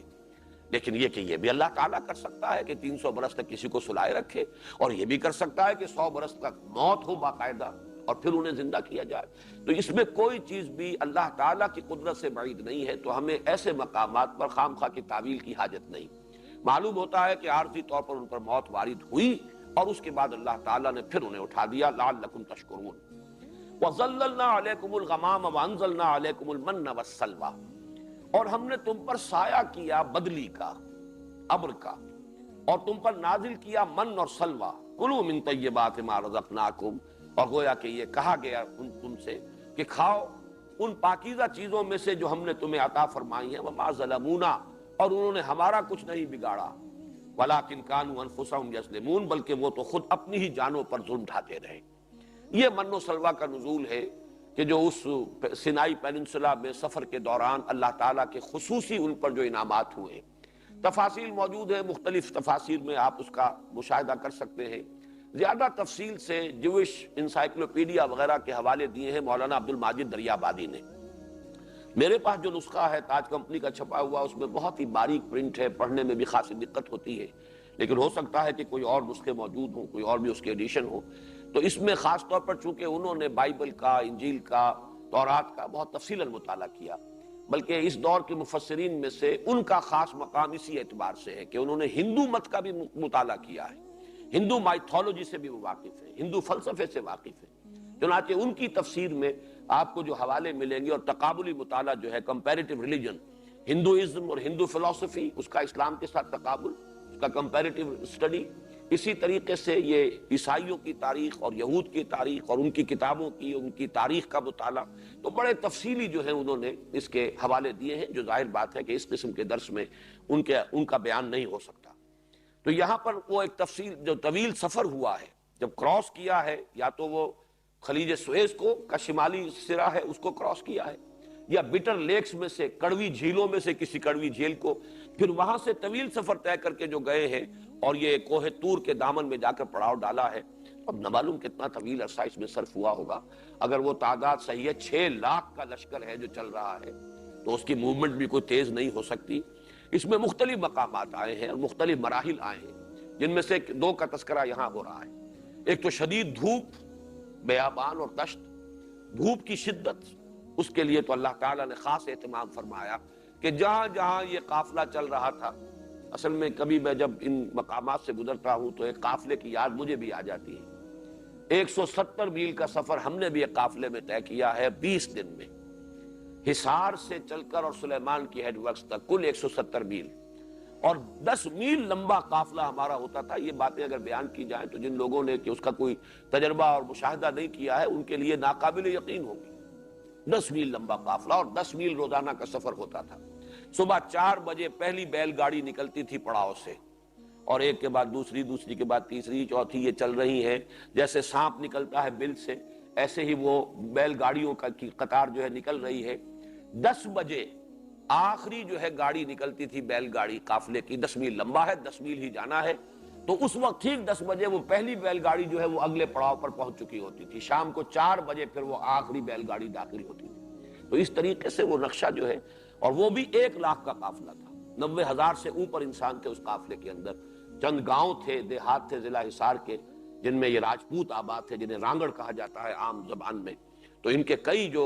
بڑے بڑے گاؤں تھے وہ پورے کے پورے جو ہے اس قافلے میں شامل تھے. اسی میں ہم نے سفر کیا ہے. تو یہ 6 لاکھ کا یوں سمجھیے کہ اس سے 6 گنا بڑا قافلہ یہ چل رہا ہے اور طویل سفر طے کر رہا ہے. تو اس میں کیا کیا شدائد آئے ہوں گے ہمیں اب بھی یاد ہے. یہ جوہر چھپڑ جنہیں آپ کہتے ہیں، جن کے پانی کو آدمی دیکھ نہیں سکتا، ہم اس کا پانی پیتے رہے. جس پانی میں کہ نظر آتا تھا کہ کیڑے جو ہیں کل بلا رہے ہیں اور پانی نہیں ہے تو کیا کریں گے، وہ پانی جو ہے وہی بہت غنیمت معلوم ہوتا تھا. ایسے چاول جو اگر کہیں مل گئے ہیں، کوئی راشن کے اندر کہیں عطا ہو گئے کہ جن کے بالکل کھوکھلے چنے ہیں تو کھوکھلے، جن کو آدمی دیکھنا گوارا نہ کرے، لیکن اس وقت کی بھوک کے اندر وہ بھی ہم نے کھائے. تو یہ سارے شدائد آتے ہیں. تو یہ 6 لاکھ کا قافلہ جو اس نے بڑا طویل سفر طے کیا ہے، اور یہ کوئی 170 میل نہیں ہے، تو کئی 100 میل کا سفر ہے. اس دوران میں جو واقعات آئے ہیں، جن میں سے ایک واقعہ یہ ہے کہ ایک جگہ پر پانی کی شدید قلت ہو گئی، ایک جگہ خوراک بالکل ختم ہو گئی، راشن ختم ہو گیا. اور اس میں تورات میں بڑی تفصیلات آئی ہیں کہ بنی اسرائیل ایسی ناہنجار قوم تھی کہ جہاں ذرا کوئی سختی آتی تھی وہ حضرت موسیٰ علیہ السلام کے خلاف بڑبڑانا شروع کر دیتے تھے. یہ مروا دیا اس شخص نے ہمیں لا کر، اس سے تو ہم وہیں بہتر تھے. چلو جو غلامی تھی لیکن کھانے پینے کو تو ملتا تھا. ہم اب یاد کرتے ہیں اپنے چولہوں کے پاس بیٹھ کر، ہم ہنڈیوں کے اوپر جب چولہوں پر ہنڈیاں پکتی تھیں اور اس کی خوشبوئیں آتی تھی اور ہم بیٹھ کر کھانا کھاتے تھے، وہ سارے جو ہیں ہمیں لذتیں یاد آتی ہیں. یہ آزادی کیا دلوائی اس نے تو ہمیں مروا دیا لا کر یہاں پر بیابان میں. نہ کھانے کو کچھ ہے، نہ پینے کو کچھ ہے. اس کی پوری تفاصیل تورات میں موجود ہے. ان کا اس طرح کا معاملہ، یہاں تک کہ قتل کرنے پر آمادہ ہو جائے. ایک خاص واقعہ جو ہے جو آگے آئے گا، وَإِذِ اسْتَسْقَىٰ مُوسَىٰ لِقَوْمِهِ، اس میں تو یہاں تک کہ حضرت موسیٰ حضرت ہارون کو قتل کرنے کے درپے ہو گئے تھے. اور پھر وہ جا کر اوندھے منہ جو ہے، جو ان کا خیمہ ایک ساتھ چلتا تھا، عبادت گاہ کا خیمہ، پھر اس کے دروازے پر جا کر حضرت موسیٰ اور حضرت ہارون دونوں سجدے میں پڑے ہیں اور انہوں نے دعائیں کی ہیں گڑ گڑا کر اللہ سے کہ پروردگار کوئی پانی کا بندوبست فرما. تو اسی طرح کے حالات ہیں جن کا تذکرہ ہو رہا ہے کہ کہیں دھوپ کی شدت تھی تو کوئی بدلی تھی کہ جو ان کے ساتھ ساتھ چل رہی ہے. جہاں جہاں وہ جا رہے ہیں اوپر بادل جو ہے ان کا سائبان بھی ساتھ کے ساتھ چل رہا ہے تاکہ دھوپ کی شدت سے نجات ملے. وَظَلَّلْنَا عَلَيْكُمُ الْغَمَامَ وَأَنزَلْنَا عَلَيْكُمُ الْمَنَّ وَالسَّلْوَىٰ، نازل فرمایا تم پر من اور سلوہ. یہ ایک خاص غذا کا اہتمام کیا گیا جہاں کوئی غذا کی صورت نہیں رہی تھی. اور جب انہوں نے اسی طریقے سے حضرت موسیٰ علیہ السلام کو تنگ کرنا شروع کیا، غالباً اذان شروع ہو گئی. وہ آخرہ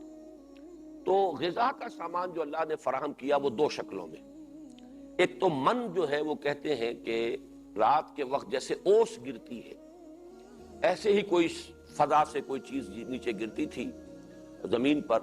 اور پھر صبح کے وقت جو ہے سورج نکلنے سے پہلے جب ذرا ٹھنڈا وقت ہوتا تھا جم جاتی تھی. یہ جیسے دھنیے کے بیج ہوتے ہیں اس طرح کی کوئی چیز، اور اس کے اندر اللہ تعالیٰ نے وہ سارے کاربوہائیڈریٹ جو انسان کو ضروری ہے اس کی غذا کے لیے وہ فراہم کیا. میٹھی ہوتی تھی بڑی، اور اس کو پھر وہ لوگ جمع کر لیتے تھے، اس کو پیستے تھے، اور وہ گویا کہ ان کے لیے جو غلے کی ضرورت ہے وہ اس طریقے سے اللہ نے پوری فرمائی.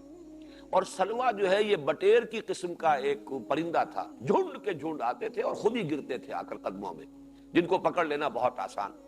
تو اس سے اللہ تعالیٰ نے پروٹین کی سپلائی ان کے لیے کر دی. وَلَحْمَ طَيْرٍ مِّمَّا يَشْتَهُونَ، جتنے چاہو پکڑ لو. اور یہ دونوں چیزیں جو ہیں اللہ تعالیٰ نے خصوصی احسان سے. من کے بارے میں تورات نے تو یہ کہا ہے کہ اس کا نام من اس لیے پڑ گیا کہ جب وہ چیز دیکھی زمین پر پڑی ہوئی تو انہوں نے ایک دوسرے سے پوچھا من یہ کیا ہے. کیونکہ عبرانی اور عربی زبان میں عرض کر چکا ہوں، یا تو ماں بیٹی کا رشتہ ہے ان کے مابین، یا یہ کہ یہ بہنیں ہیں آپس میں، کسی ایک ہی زبان سے دونوں زبانیں نکلی ہیں. تو من ماں کے معنی میں یہ کیا ہے ماہدہ، تو لوگوں نے اس کی وجہ سے اس کا نام من پڑ گیا. مولانا اصلاحی صاحب کا، مولانا فرائی کا خیال یہ ہے کہ چونکہ یہ اللہ کا خصوصی احسان تھا، من کہتے ہیں احسان کو، من اللہ علینا، اللہ نے ہم پر احسان فرمایا، اس اعتبار سے اسے من کہا گیا. واللہ عالم. تو وَأَنزَلْنَا عَلَيْكُمُ الْمَنَّ وَالسَّلْوَىٰ كُلُوا مِن طَيِّبَاتِ مَا رَزَقْنَاكُمْ، کھاؤ تمہاری یہ ضرورت بھی ہم پوری کیے دے رہے ہیں، جو پاکیزہ چیزیں ہم نے تمہیں دی ہیں، تمہاری تمام غذا کی ضروریات فراہم کر دی بغیر اس کے کہ تمہیں کوئی کاشتکاری کرنی پڑے، ہل چلانا پڑے، کوئی شکار کے لیے مشقتیں جھیلنی پڑے. وَمَا ظَلَمُونَا وَلَٰكِن كَانُوا أَنفُسَهُمْ يَظْلِمُونَ، اور انہوں نے ہم پر کوئی ظلم نہیں کیا. یہاں ظلم سے مراد ہوگی ہمارا کچھ نہیں بگاڑا، بلکہ وہ اپنی ہی جانوں پر ظلم کرتے رہے. یہاں وضاحت نہیں ہے، لیکن اکثر مفسرین کا اور تورات کے حوالے سے جب تفسیر کی گئی ہے تو اس میں بیان کیا گیا ہے کہ انہیں روک دیا گیا تھا کہ اس کی ہولڈنگ نہ ہو، اس کو جمع نہ کیا جائے. روز کے روز اللہ جو دے رہا ہے اس کو کھا لو، اپنی ضرورت پوری کر لو، باقی اسے سینت کر رکھنے اور جمع کرنے کی اجازت نہیں. لیکن وہ جو ایک ذہنیت، سرمایہ دارانہ ذہنیت یہود کے مزاج کے اندر جو وہ ایک چیز ہمیشہ سے شامل رہی ہے،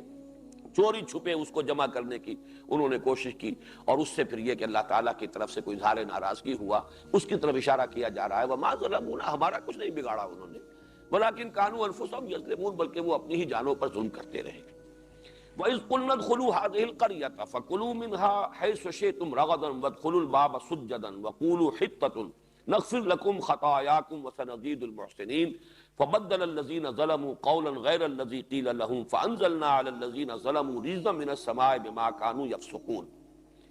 اور یاد کرو جب کہ ہم نے کہا کہ داخل ہو جاؤ اس بستی میں، هذه القرية. اب یہ گویا کہ اشارہ کیا جا رہا ہے ان لوگوں کے لیے تو هذه القرية،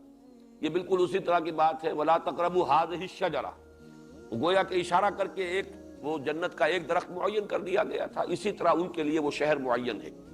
لیکن مفسرین کو بہرحال اس میں پھر کھوج لگانی پڑی ہے، تحقیق کرنی پڑی ہے کہ یہ شہر کون سا تھا. تو سلف میں جو ہماری آراء ہیں وہ دو شہروں کے بارے میں ہے، یا تو یہ یروشلم بیت المقدس کی فتح کا مرحلہ ہے، یا اس سے پہلے جسے آج کل کے نقشے میں جیریکو لکھا جاتا ہے، اریحا اس کا پرانا نام تھا. یہ شہر ہے جو فلسطین کا سب سے پہلے اللہ تعالیٰ نے ان کے ہاتھوں فتح کرایا. اور اس پر تقریباً اجماع ہے کہ حضرت موسیٰ علیہ السلام کے انتقال کے بعد 40 برس تک یہ جو صحرائے تیہ میں بھٹکتے رہے ہیں، جس کا سورہ مائدہ میں تذکرہ ہے کہ جب انہیں جنگ کا حکم دیا گیا کہ اب اللہ کی راہ میں نکلو اور قتال کرو، اور انہوں نے کوڑا جواب دیا کہ فَذْهَبْ أَنْتَ وَرَبُّكَ فَقَاتِلَا إِنَّا هَاهُنَا قَاعِدُونَ، جاؤ اے موسیٰ تم اور تمہارا رب جنگ کرو، ہم تو یہیں بیٹھے. تو پھر صدا دی گئی کہ اب یہ بیت المقدس ہو یا یہ فلسطین ہو جو ہم انہیں دے چکے تھے، فَإِنَّهَا مُحَرَّمَةٌ عَلَيْهِمْ 40 سَنَةً، اب یہ 40 برس کے لیے ان پر حرام کر دی گئی سرزمین. یتیہون فی الارض، اب اسی صحرائے تیہ میں بھٹکتے پھریں گے. یہ صحرائے تیہ جو ہے یہ اسی سینائی پیننسولا کا شمال مشرقی گوشہ ہے، اس میں بڑا زبردست یہ بیابان ہے اور صحرا ہے. اس کو صحرائے تیہ اسی لیے کہتے ہیں یتیہون فی الارض. 40 برس تک اس میں بھٹکتے رہے. اس 40 برس کے دوران حضرت موسیٰ کا بھی انتقال ہو گیا، حضرت ہارون کا بھی ہو گیا علیہ السلام. اس کے بعد جو نئی نسل پروان چڑھی، اس کو نوٹ کر لیجئے، اس لیے کہ تمدن کے یہ اصول جو ہیں یہ ہمارے لیے جو سبق ملتے ہیں اس سے وہ بہت اہمیت کے حامل ہے، کہ چونکہ کئی سو برس ان پر تشدد ہوا تھا مصر میں، ان کی غیرتیں کچلی گئی تھیں. جب غیرت اس طریقے سے کچلی جاتی ہے تو ہمت جو ہے انسان میں اور قوت ارادی وہ بھی کمزور پڑ جاتی ہے. غلامی کے اثرات تھے اس پوری قوم کے اوپر کہ جس کو حضرت موسیٰ لے کر نکلے. بزدلی تھی، تھوڑدلاپن تھا، کم ہمتی تھی، قدم قدم پر اپنے ہی رسول کے یوں سمجھیے کہ اس سے دست و گریباں ہونے کے لیے تیار، اور جب حکم دیا گیا جنگ کیا تو کوڑا جواب. لیکن یہ کہ پھر جب اس 40 برس کے دوران ظاہر بات ہے کہ حضرت موسیٰ اور حضرت ہارون کا انتقال ہو گیا، تو گویا کہ وہ ساری نسل جو تھی جس نے غلامی کا داغ اٹھایا تھا وہ ختم ہو گئی. جو مصر میں رہے تھے غلامی میں، اور ان کی جن کی کہ ہمتیں جو ہے کچلی گئی تھیں، جن کے اندر وہ عزیمت اب باقی نہیں رہی تھی، استقامت نہیں رہی تھی، ایک نئی نسل پیدا ہوئی ہے صحرا میں. وہ جو اقبال نے کہا ہے کہ فطرت کے مقاصد کی کرتا ہے نگہبانی، یا بندہ صحرائی یا مرد کوہستانی. تو صحرائے تیہ میں اب ایک نئی نسل پیدا ہوئی، وہی پل پلی بڑھی، پروان چڑھی، وہ کھلی فضا میں، آزادی کی فضا میں، اور مشقتیں جو ہے صحرائی زندگی کی وہ اس نے جھیلی ہے. تو اب اس کے اندر جان پیدا ہوئی کہ حضرت موسیٰ علیہ السلام کے جو جانشین ہیں، اگرچہ صراحت کے ساتھ کہیں مذکور نہیں ہے کہ وہ انبیاء میں سے بھی ہیں، لیکن یہ کہ بعض حضرات انہیں نبی قرار دیتے ہیں. حضرت یوشع ابن نون، جوشوا، تورات کے وہ جوشوا ہیں، لیکن یہ کہ عربی میں یوشع ابن نون، انہی کا ذکر ہے سورہ کہف میں. حضرت موسیٰ علیہ السلام کے جو ساتھی تھے، قال موسیٰ لفتاہ، یہ ایک نوجوان ان کے ساتھی تھے جو ان کے ساتھ رہے تھے اس سفر میں جس پر اللہ نے بھیجا تھا، جس میں کہ حضرت خضر سے ان کی ملاقات ہوئی ہے. بہرحال وہ جب ان کی خلافت کا دور آیا ہے، وہ خلیفہ اول ہیں حضرت موسیٰ علیہ السلام کے، تو جو نئی نسل پیدا ہوئی تھی اس بیابان میں اور اس صحرائے جو تیہ کی دشت نوردی کے دوران، وہ اس نے پھر جہاد کیا، اور پہلا شہر جو فتح ہوا ہے وہ جیریکو یا اریحا شہر ہے۔ تو اللہ تعالیٰ اس کا ذکر فرما رہے ہیں، وَإِذْ قُلْنَا ادْخُلُوا هَٰذِهِ الْقَرْيَةَ، اور یاد کرو جب کہ ہم نے کہا تھا داخل ہو جاؤ اس بستی میں، یعنی فاتح کی حیثیت سے یہ تم پر فتح، ہم تمہیں اس کی فتح عطا فرما رہے ہیں۔ فَكُلُوا مِنْهَا حَيْثُ شِئْتُمْ رَغَدًا، اور اب وہاں سے کھاؤ اس میں سے جیسے چاہو با فراغت۔ ایک شہر ہے، فتح ہو رہا ہے، اس کے اندر بہرحال گودام بھی ہوں گے، اس میں غلے بھی ہوں گے، اس میں ہر طرح کی نعمتیں ہوں گی۔ اب جب فاتح کی حیثیت سے تم داخل ہو رہے ہو تو گویا کہ اب یہ تمہارے ڈسپوزل پر ہے۔ کلو منہا، اب ان میں سے کھاؤ، ہے سو شے، تم جہاں سے چاہو، رغدن با فراغت، وادخلوا الباب سجدا، اور داخل ہو دروازے میں سجدہ کرتے ہوئے۔ لیکن سجدے سے مراد یہاں پر در حقیقت وہ اصطلاحی سجدہ نہیں ہے کہ زمین جیسے کہ پیشانی زمین پر ٹکا دی جاتی ہے، یہ انتہائی شکل ہے سجدے کی، جھکنا۔ رکوع کے لیے بھی لفظ سجدہ آتا ہے، جیسے کہ حضرت ابراہیم علیہ السلام کے بارے میں آتا ہے کہ انہوں نے سجدہ کیا جب وہ فرشتے آئے تھے ملنے کے لیے۔ وہ سجدہ اس معنی میں نہیں، جھک کر ملنا، رکوع کرنا، یہ در حقیقت یہ ایک انداز تھا اس وقت کا۔ تو یہاں پر اس سے مراد ہے دروازے میں فاتحانہ داخل ہو تو تمہاری گردنیں غرور سے اکڑی ہوئی نہیں ہونی چاہیے، تمہارا طرز عمل عام دنیا داروں کے طرز عمل سے مختلف ہونا چاہیے۔ تم رسول کی امت ہو، تمہاری تربیت ہوئی ہے، صحرا کے اندر اللہ نے تمہاری تربیت کی ہے۔ اب یہاں پر جو تمہارا داخلہ ہونا چاہیے، جیسے کہ حضور صلی اللہ علیہ وسلم کا داخلہ ہے، جب آپ مکے میں داخل ہوئے ہیں بحیثیت فاتح سن 8 ہجری میں، سن 10 رمضان مبارک سن 8 ہجری، تو اس وقت یہ روایات میں آتا کہ حضور کی گردن اتنی جھکی ہوئی تھی کہ جس سواری پر آپ تھے اس کی گردن کے ساتھ گویا کہ آپ کی پیشانی تقریباً مس کر رہی تھی، کہ کہیں ایسا نہ ہو کہ اس وقت جو ہے گردن اکڑ جائے، اس میں پیدا ہو جائے ایک طرح کے غرور کی کیفیت، بلکہ اللہ تعالیٰ کے سامنے جھکے ہوئے عاجزی کے ساتھ ایک ہیوملٹی کا انداز ہونا چاہیے، بجائے ایروگنس کے اور بجائے اپنے تفاخر کے اور اپنی شان۔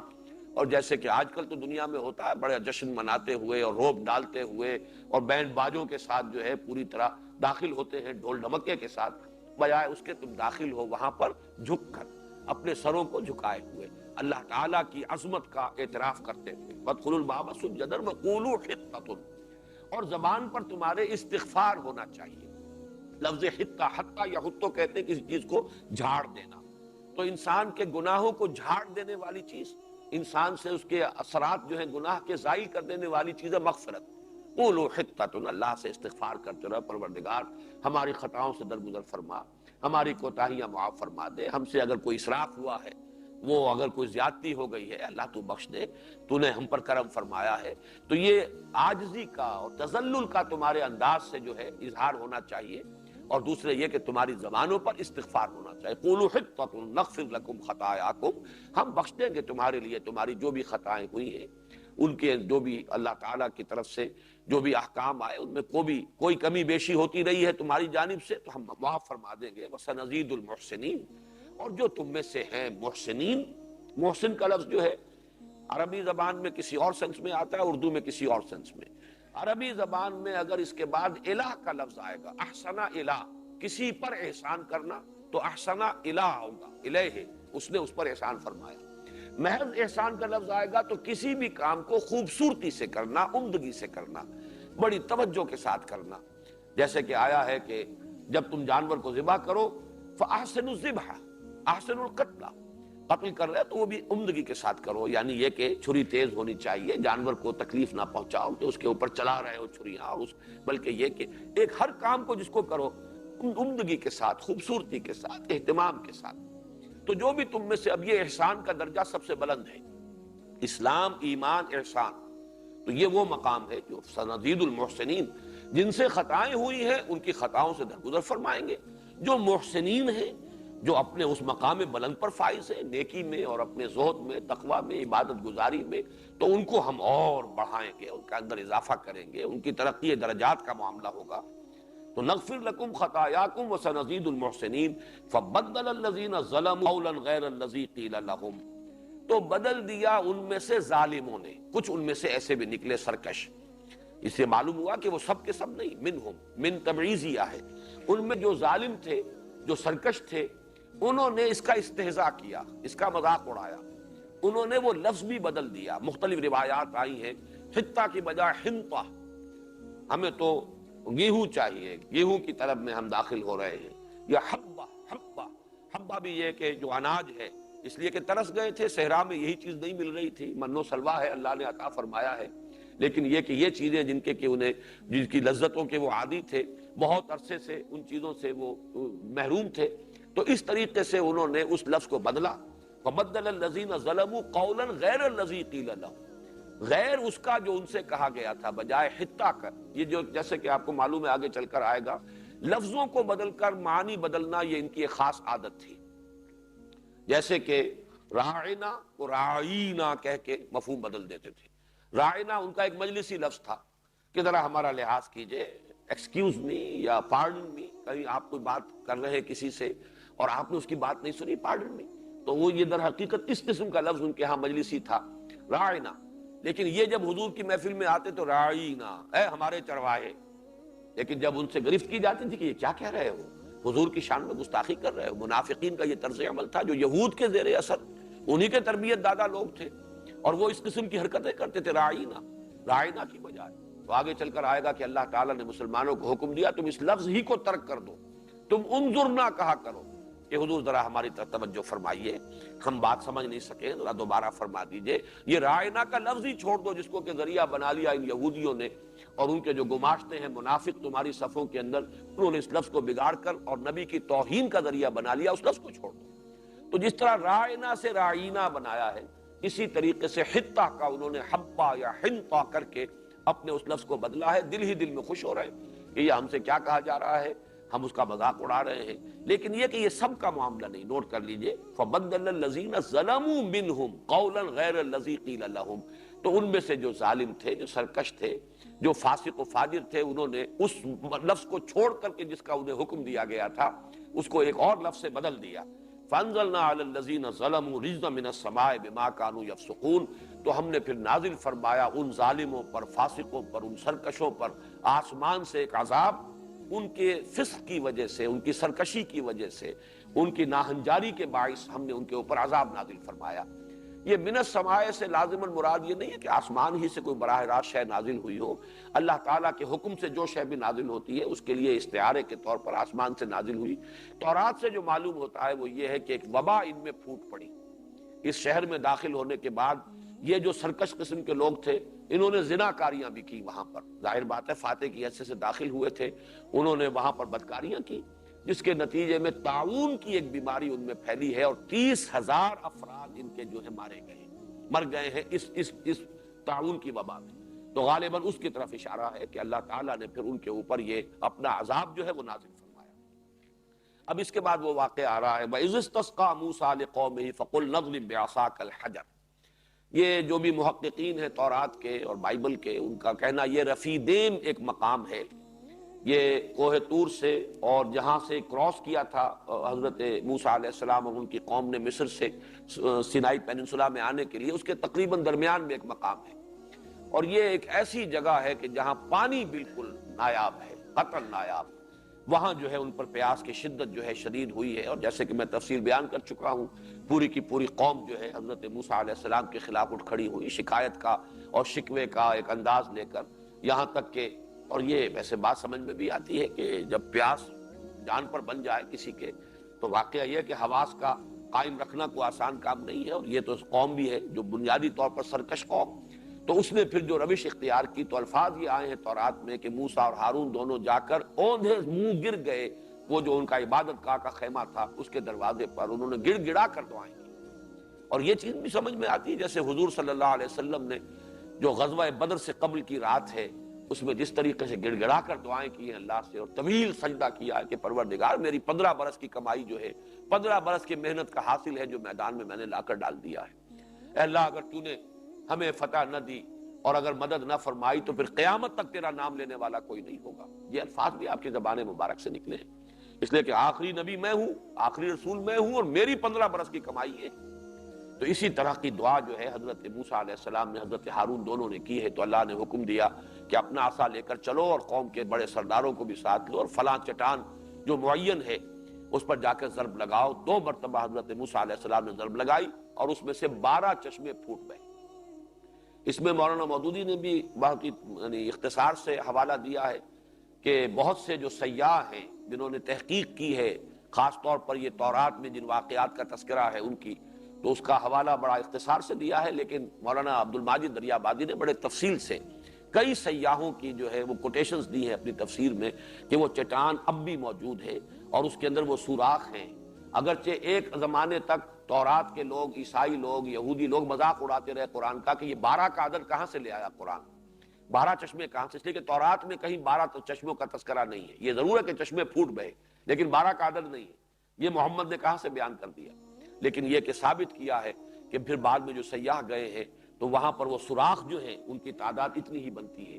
ایک ہی چٹان سے مختلف اس کے گوشوں میں سے، سائڈز میں سے، اطراف میں سے سوراخ بنے اور ان میں سے پانی جو ہے وہ پھوٹ بہا، اور اس طریقے سے 12 چشمے۔ اور اس کا ایک بہت ہی معنوی تعلق ہے اس سے کہ 12 قبیلے تھے، ہر قبیلے نے اپنا ایک گھاٹ معین کر لیا، یہ چشمہ ہمارا ہے، یہ چشمہ ہمارا ہے، یہاں سے جو پانی نکل رہا ہے وہ ہمارا ہے۔ اس سے یہ ہے کہ وہ قائلی جو ہے ان کے اندر جو بدامنی ہو سکتی تھی اگر ایک ہی چشمہ ہوتا، جیسے کہ حالی نے کہا ہے کہ کہیں پانی پینے پلانے پہ جھگڑا، کہیں گھوڑا آگے بڑھانے پہ جھگڑا، تو ان جھگڑوں کا بھی اللہ نے سد باب کر دیا، اور 12 چشمے جو ہیں حضرت موسیٰ علیہ السلام کے عصا کی ضرب سے اس چٹان سے اللہ تعالیٰ نے بہا دیے۔ وَإِذِ اسْتَسْقَىٰ مُوسَىٰ لِقَوْمِهِ، استسقا پانی طلب کرنا، سقا یسقی پلانا، اسی سے لفظ سقا بنا ہے پلانے والا، تو اسی سے لفظ ساقی بنا ہے۔ اب تو سقا جو ہے وہ ہمارے ہاں وہ پیشہ ہی ختم ہو گیا جب سے یہ کہ پانی کا یہ نظام ہے اور واٹر سپلائی کا نظام، ٹیپ سے پانی آ رہا ہے، لیکن یہ کہ یہ سقا اور بنا، اور خاص طور پر مکہ مکرمہ میں جب پہلی مرتبہ سن 62 میں حج کے لیے حاضری ہوئی ہے تو باقاعدہ بورڈ لگے ہوتے تھے، فلاں شخص سقا۔ یہ سقا ان کا ایک بڑا، ایک یوں سمجھیے کہ اعزاز کا لفظ، جو زمزم کا پانی پلانے پر جن لوگوں کی خدمت تھی اور جو مامور تھے اس پر، وہ سقا کہتے تھے وہاں پر زمزم کا پانی پلانے والے حاجیوں کو۔ تو اسی سے سقا یسقی پلانا، اور استسقا یستسقی باب استفعال پانی طلب کرنا، مانگنا۔ وَإِذِ اسْتَسْقَىٰ مُوسَىٰ لِقَوْمِهِ، اور یاد کرو جب کہ پانی طلب کیا موسیٰ نے اپنی قوم کے لیے، فَقُلْ نَضْرِبْ بِعَصَاكَ الْحَجَرَ، تو ہم نے فرمایا کہ ضرب لگاؤ اپنے عصا سے حجر پر، چٹان پر۔ اور الحجر کہا ہے، یہ الف لام یہاں کا ہے، کوئی معین چٹان جو بتا دی گئی جس کی تفسیر بیان کرنے کی یہاں ضرورت نہیں۔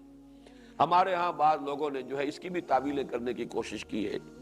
کہ ایک چٹان سے کیسے جو ہے چشمے پھوٹ بہ سکتے ہیں، 12 چشمے، اور یہ تو اصل میں یہ تھا کہ اپنی قوم کو لے کر چلو،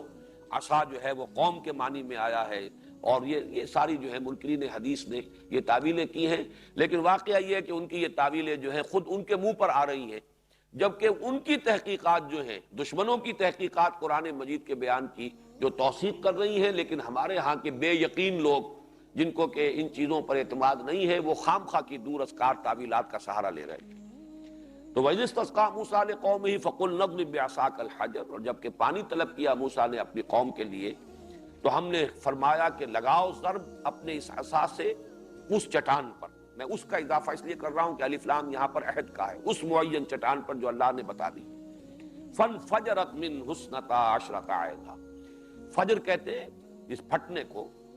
تو فجر بھی وقت جو ہے فجر کا وہ بھی اس معنی میں کہ پاؤں پھٹتی ہے، اور یہ جو رات کی تاریکی کا پردہ چاک ہوتا ہے اور سپیدہ سحر نمودار ہوتا ہے، تو یہ فجر ہے۔ اسی لیے فاجر اس شخص کو کہتے ہیں جو آپے سے باہر ہو جائے، جو اپنے نفس پر کنٹرول نہ کر سکے، خواہشات نفس پر، شہوات پر، جذبات پر قابو نہ پا سکے، وہ فاجر ہے۔ اس لیے کہ گویا کہ وہ آپے سے باہر ہے، وہ سیلف کنٹرول اس میں نہیں ہے، اپنے وجود کے اوپر اسے خود جو ہے وہ قابو حاصل نہیں ہے، وہ فاجر ہے۔ تو فرمایا فن فجرت، تو پھوٹ بہے اس میں سے، من حسنتا عشرت عینا، 12 چشمے۔ فم بچست کا لفظ آیا ہے سورہ اعراف میں، یہی آیت وہاں بھی آئی ہے، تو اس میں سے پھوٹ بہے، صرف لفظ کا فرق ہے، مفہوم وہی ہے۔ قد علم کل اناس مشربہ، جان لیا، اور یہاں مراد ہے معین کر لیا، قد علم، علمہ سے قد کا اضافہ کر کے گویا کہ تعین کر لیا، ہر قبیلے نے، کل اناس، تمام لوگوں نے، یعنی ہر جمعیت جو تھی، یہ اناس کا لفظ جو ہے اس میں جمع ہے، اس کا کوئی واحد نہیں ہے، لوگوں کی ایک جمعیت، انسانوں کی کوئی جمعیت، اور وہ جمعیت وہاں قبائل کی شکل میں تھی۔ 12 بیٹے حضرت یعقوب کے، اس سے 12 قبیلے تھے بنی اسرائیل کے، تو 12 چشمے پھوٹ بہے، اور ان میں سے ہر قبیلے نے اپنا گھاٹ معین کر دیا۔ قد علم کل اناس مشربہم، مشرب یہ گویا کہ اس میں ظرف ہے، شربہ یشرب پینا، اور پینے کی جگہ گھاٹ جہاں سے پانی پیا جائے یہ مشرب ہے۔ قد علم کل اناس مشربہم، ہر گروہ نے ہر قبیلے نے معین کر لیا اپنا گھاٹ۔ کلوا واشربوا من رزق اللہ ولا تعصوا فی الارض مفسدین، اور گویا کہ ان سے کہہ دیا گیا، یہاں پر قیلا کا لفظ جو ہے محذوف ہو جاتا ہے، کوئی ضرورت نہیں اس کی، ایک گویا کہ تصویر حال سامنے آ رہی ہے کہ اس کے بعد یہ بات ان سے کہہ دی گئی، یا یہ کہ حالت ایسی ہو گئی کہ جس سے از خود یہ بات ظاہر ہو رہی تھی، چاہے وہ لفظاً وہ بات کہی نہ بھی گئی ہو تو وہ صورت حال کی تعبیر کی جا رہی ہے۔ کلوا واشربوا من رزق اللہ، کھاؤ اور پیو۔ دیکھیے پہلے من و سلوہ کا ذکر تھا، وہاں لفظ صرف کلو آیا تھا، اب یہاں چونکہ پانی کے 12 گھاٹ آئے ہیں تو وشربو کا اضافہ ہو گیا، کلوا واشربوا من رزق اللہ، کھاؤ اور پیو اللہ کے رزق میں سے، ولا تعصوا فی الارض مفسدین، اور زمین میں اینڈتے نہ پھرو فساد مچاتے ہوئے، سرکشی کرتے ہوئے، تمرد کا مظاہرہ نہ کرو، اور جو کچھ کہ تم اپنے نبی اپنے رسول حضرت موسیٰ اور ہارون کے ساتھ کرتے رہے ہو اس روش سے باز آؤ، اور اللہ تعالیٰ کے سامنے بھی صرف گندگی کی کیفیت اختیار کرو اور اللہ تعالیٰ کی نعمتوں کا شکر ادا کرو۔ ولا تعصوا فی الارض مفسدین، یہ عصا اور عیسا، عین یہ اور سے، اور عین سے اور یہ اگرچہ حروف اصلی ایک ہے لیکن ان میں سے ترتیب ذرا بدل جاتی ہے، لیکن دونوں کا مفہوم ایک ہی ہے۔ العیس شدت الفساد، یہ امام قرطبی کی وضاحت ہے کہ عیس ہے جس میں فساد کی شدت پیدا ہو جائے وہ عیس ہے، والعصا اشد من الفساد، اور جب اس میں بہت ہی فساد میں تمرد اور سرکشی بلکہ کہنا چاہیے بغاوت کا عنصر پیدا ہو جائے تو وہ عصا ہے۔ ولا تعصوا فی الارض مفسدین، تو زمین میں سرکشی کرتے ہوئے اور بغاوت پر آمادہ ہو کر اللہ اور اس کے رسول کے مقابلے میں مد مقابل بن کر آ کر زمین میں فساد نہ مچاؤ۔ وَإِذْ قُلْتُمْ يَا مُوسَىٰ لَن نَّصْبِرَ عَلَىٰ طَعَامٍ وَاحِدٍ، اور یاد کرو جب کہ تم نے کہا تھا اے موسیٰ ہم ہرگز صبر نہیں کر سکتے، اور یہاں صبر سے مراد ہے قناعت کرنا، ہم ہرگز قانے نہیں ہو سکتے، قناعت نہیں کر سکتے، عَلَىٰ طَعَامٍ وَاحِدٍ، یہ ایک ہی کھانا ہے، ہم تو اکتا گئے کھا کھا کر، چاہے کتنا ہی اچھا بٹیر کا گوشت ہے، لیکن یہ کہ آدمی کو مسلسل کھانا پڑے تو یہ ہم اپنے اوپر بھی طاری کریں تو بات سمجھ میں آتی ہے، طبیعت اکتا جاتی ہے۔ اعلیٰ سے اعلیٰ غذا ہو، اعلیٰ سے اعلیٰ جو انسان کو نعمتیں میسر ہوں، لیکن تسلسل اگر ہو، انسان کو کچھ نہ کچھ اس میں تنوع چاہیے، کچھ تبدیلی چاہتا ہے، مونوٹنی جو ہے وہ پسند نہیں ہوتی، تو لن نصبر علی طعام واحد، ہم ایک کھانے کے اوپر صبر نہیں کر سکتے، ہمارے لیے ممکن نہیں ہے کہ اسی ایک غذا کے اوپر ہم قناعت کرتے رہیں۔ فادع لنا ربک، تو دعا کرو ہمارے لیے اپنے رب سے، خاص استدعا کرو، دعا کرو۔ یخرج لنا مما تنبت الارض من بقلها وقثائها وفومها وعدسها وبصلها، ہمارے لیے دعا کرو اپنے رب سے کہ وہ نکالے، یخرج لنا،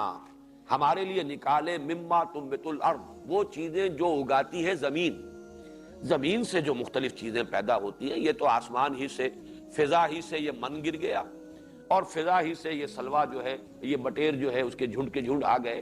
یہ زمین میں سے جو چیزیں اگتی ہیں ہم اس کے عادی رہے ہیں، وہ ہماری غذا رہی ہے، تو ذرا حکم دو، اگر ایک ضرب سے تمہاری جو عصا کی اور وہ ایک چٹان میں سے 12 چشمے پھوٹ گئے، سمندر جو ہے اسی عصا کی ضرب سے پھٹ گیا، تو یہ بھی ہمارے لیے معجزہ جو ہے، تم اگر اللہ سے دعا کرو تو اس کا ظہور ہو۔ مما تنبت الارض من بقلها وقثائها وفومها وعدسها وبصلها، ان 5 میں سے صرف ایک لفظ کے معنی میں کچھ اختلاف ہوا ہے، باقی یہ کہ 4 کے بارے میں تقریباً اتفاق رائے ہے۔ بقلها سے مراد ہیں ساگ، ترکاریاں، سبزیاں، یہ چیزیں کہ جو زمین سے پیدا ہوتی ہیں، من بقلها، وقثائها سے یہ ککڑیاں، کھیرے، یہ بھی زمین سے پیدا ہونے والی چیزیں، ساری کی ساری چیزیں وہی ہیں، نباتاتی پیداوار، مما تنبت الارض من بقلها وقثائها۔ فوم کے بارے میں اختلاف ہے، مجھے زیادہ قوی رائے یہی معلوم ہوتی ہے، اس سے مراد لہسن ہے۔ تھوم اور فوم، تھوم جو ہمارے ہاں پنجابی میں بھی لفظ آیا ہے، معلوم ہوتا ہے کہ یہ وہی لفظ ہے کہ جس نے پنجابی میں یہ شکل اختیار کی ہے، اور یہ لہسن کے لیے ہے،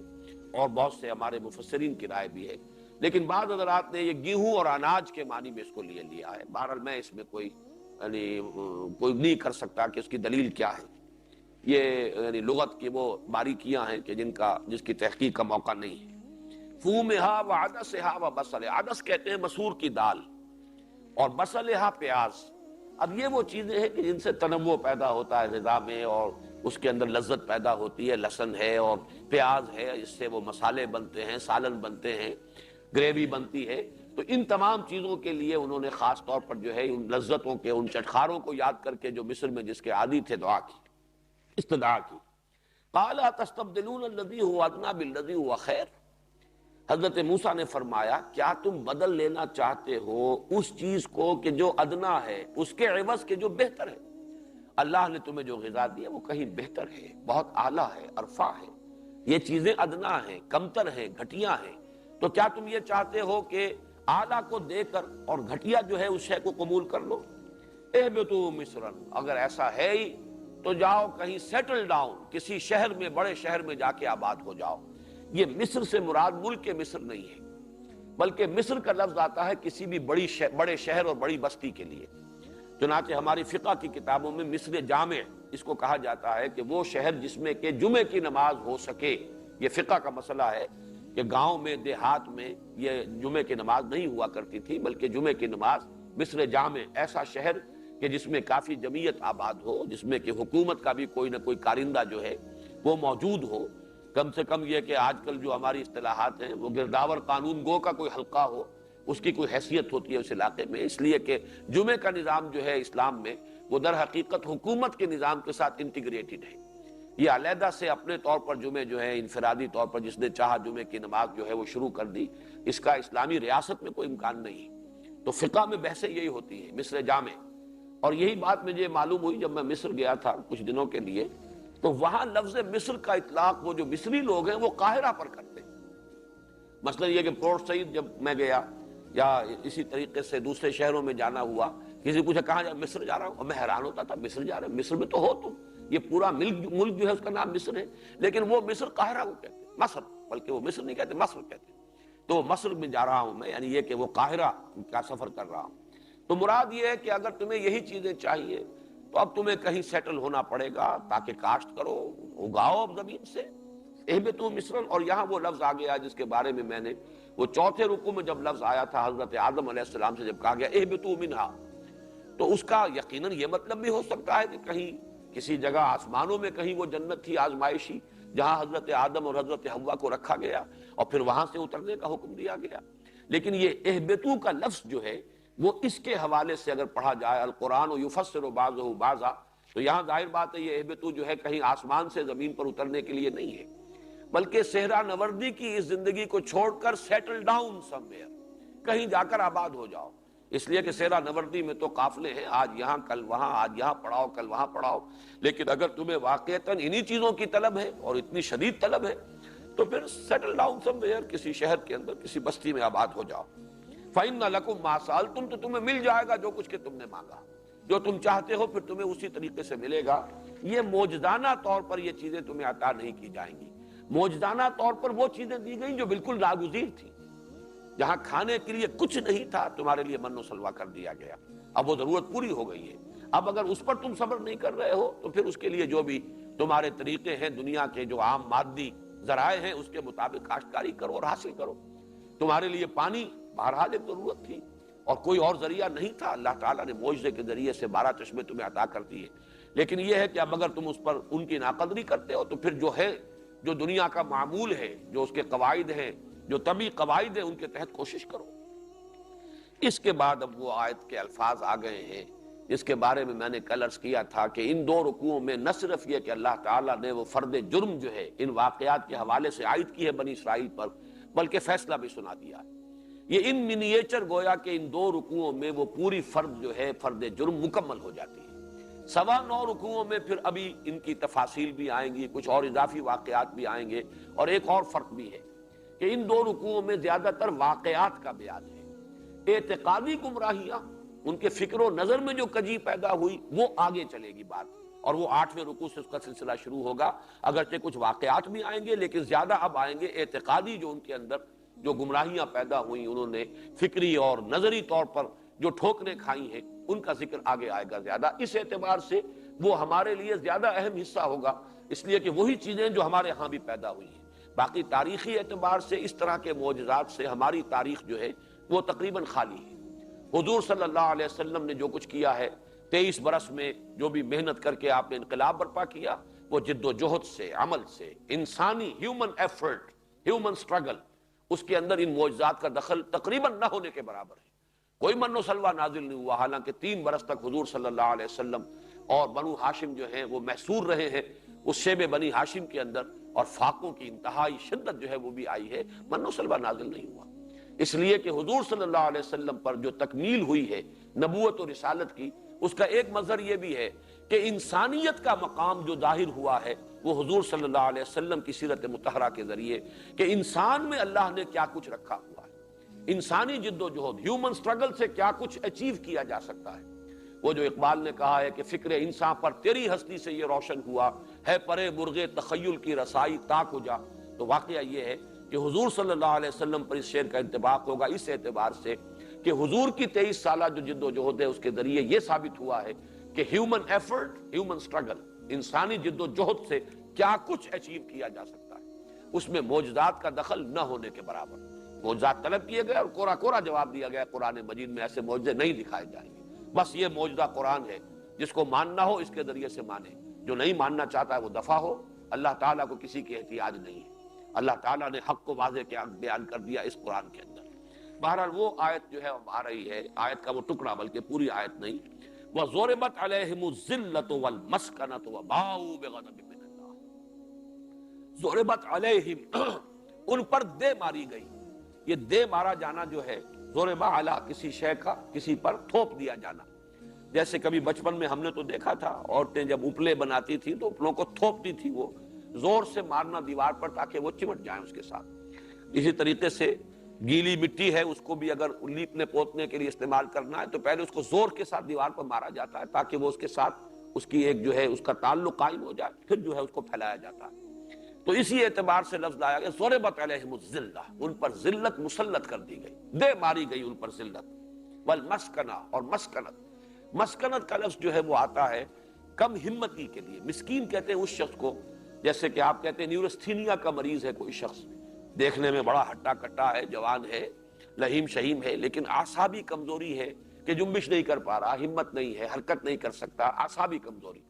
اسی طرح مسکنت کا مفہوم ہے کہ کم ہمتی انسان میں پیدا ہو جائے۔ وَبَاءُوا بِغَضَبٍ مِّنَ اللَّهِ، باؤ آتا ہے لوٹنے کے لیے، جیسے باؤ آبا یعوبو ہے، اسی طریقے سے حروف اصلی وہی ہے، ترتیب بدلی ہوئی ہے، لوٹنا پلٹنا، وہ اللہ کا غضب لے کر لوٹے، یعنی مستحق ہوئے اللہ کے غضب کے۔ یہ اب مغضوب علیہم قوم ہے، اللہ تعالیٰ نے اس قوم کو مغضوب علیہم قرار دیا ہے۔ ذالک بانہم کانوا یکفرون بآیات اللہ، یہ اس لیے کہ یہ لوگ اللہ کی آیات کا انکار کرتے رہے، اللہ تعالیٰ کی آیات کی ناقدری کرتے رہے، انکار کرتے رہے۔ وَيَقْتُلُونَ النَّبِيِّينَ بِغَيْرِ الْحَقِّ، اور ان انبیاء کو قتل کرتے رہے ناحق۔ ایک تو یہ کہ قتل نبی بہت بڑا جرم،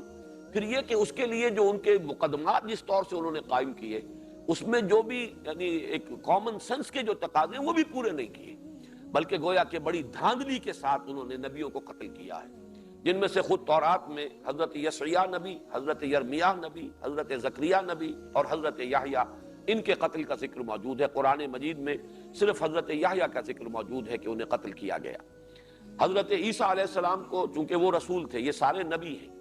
لیکن حضرت عیسیٰ رسولا الی بنی اسرائیل، تو انہوں نے تو قتل کرنا جو ہے اس کا اپنی حد تک پورا جو ہے انہوں نے کر لیا، لیکن یہ کہ اللہ تعالیٰ نے انہیں بچایا اور انہیں زندہ آسمان پر اٹھایا، یہ اللہ تعالیٰ کا معاملہ ہے۔ لیکن ان کے جو جرائم کی فہرست میں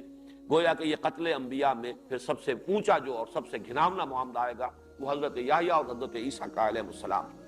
یقتلون النبیین بغیر الحق،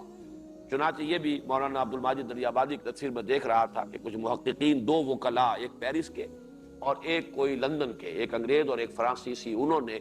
بڑی محنت کی ہے، انہوں نے وہ سارے جو مقدمہ قائم کیا گیا تھا حضرت مسیح علیہ السلام پر یہودیوں نے،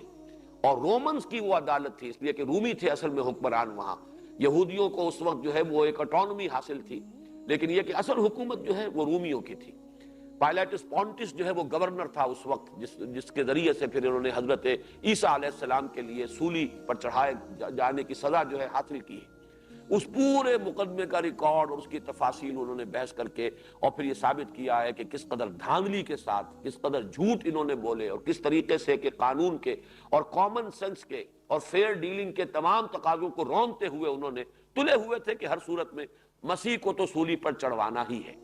تو اس کی تفصیل بھی، یہ تمام چیزیں جو ہیں ظاہر بات ہے میرے مطالعے کے دائرے میں نہیں ہے، میں اس لیے آپ کو صرف حوالہ دے رہا ہوں کہ جو حضرات حوالوں کے خواہش مند ہو وہ مولانا عبدالماجد دریابادی کی تفسیر سے رجوع کریں۔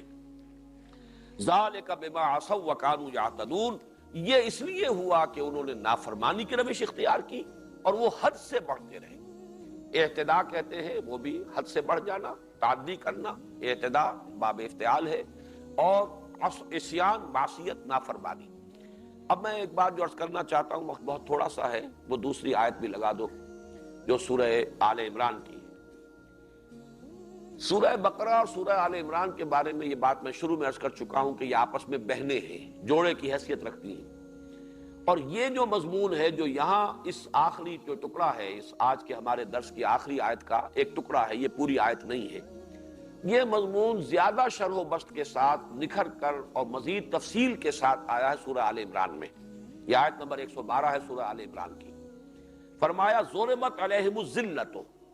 یہ تو الفاظ جو کہ تو وہی ہے کہ جو یہاں بھی ہیں، ضربت علیہم الذلۃ والمسکنۃ، وہ مسکنہ یہاں بعد میں آئے گا۔ ضربت علیہم الذلۃ اینما ثقفوا الا بحبل من اللہ وحبل من الناس وباؤوا بغضب من اللہ وضربت علیہم المسکنہ۔ باؤوا بغضب من اللہ کے الفاظ بھی وہی، ضربت علیہم المسکنہ وہ بھی وہاں پر آیا تھا، ضربت علیہم الذلۃ والمسکنۃ وباؤوا بغضب من اللہ۔ اس میں اضافہ کیا گیا ہے،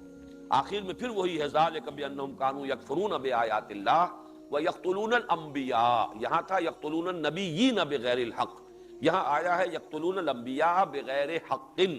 ذالک بما عصوا وکانوا یعتدون۔ یہ انہی الفاظ پر آیت ختم ہوئی ہے جن پر کہ سورہ بقرہ کی وہ آیت جو آج ہمارے درس میں آخری آیت کے طور پر شامل ہے۔ اس میں جو اضافہ ہے اینما ثقفوا الا بحبل من اللہ وحبل من الناس، یہ ہے ٹکڑا جو میں چاہتا ہوں کہ اچھی طرح آپ سمجھ لیجئے، اس لیے کہ اس آیت پر ایک اشکال ذہنوں میں پیدا ہوتا ہے کہ قرآن تو کہتا ہے کہ ان پر ذلت اور مسکنت جو ہے تھوپ دی گئی، مگر آج تو ہم دیکھ رہے ہیں کہ وہ بڑے باعزت ہیں، سربلند ہیں، ان کی حکومت قائم ہو گئی ہے، اسرائیل کی ریاست دنیا میں قائم ہوئی، اور وہ جس طریقے کے یعنی دبدبہ ان کا اس وقت ہے، عالم عرب تقریباً شکنجے میں آ چکا ہے، اور علامہ اقبال دیکھ آئے تھے اس صدی کے شروع میں، ان کا مشاہدہ تھا کہ فرنگ کی رگے جہاں پنجہ یہود میں ہے، تو یہ صورتحال جو ہے قرآن مجید کے اس بیان سے تو یکسر مختلف ہے جو سامنے آتی ہے۔ کہاں وہ الفاظ ضربت علیہم الذلۃ والمسکنۃ وباؤوا بغضب من اللہ، کہاں یہ کہ کیفیت ان کی یہ ہے، ان کا یہ عروج جو ہے جو ہو رہا ہے۔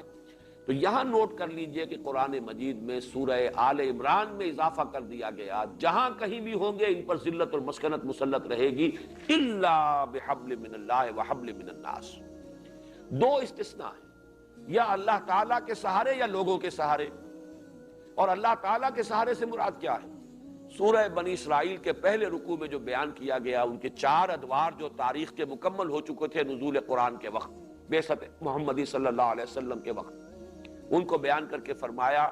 عسیٰ ربکم ان یرحمکم وان عدتم عدنا وجعلنا جہنم للکافرین حصیرا ان ھذا القرآن یہدی للتی ہی اقوم۔ اور یہی قرآن ہے جس کے بارے میں فرمایا گیا ہے حبل اللہ المتین، یہ اللہ کی مضبوط رسی ہے۔ گویا کہ ایک چانس ان کے لیے اللہ نے باقی رکھا تھا،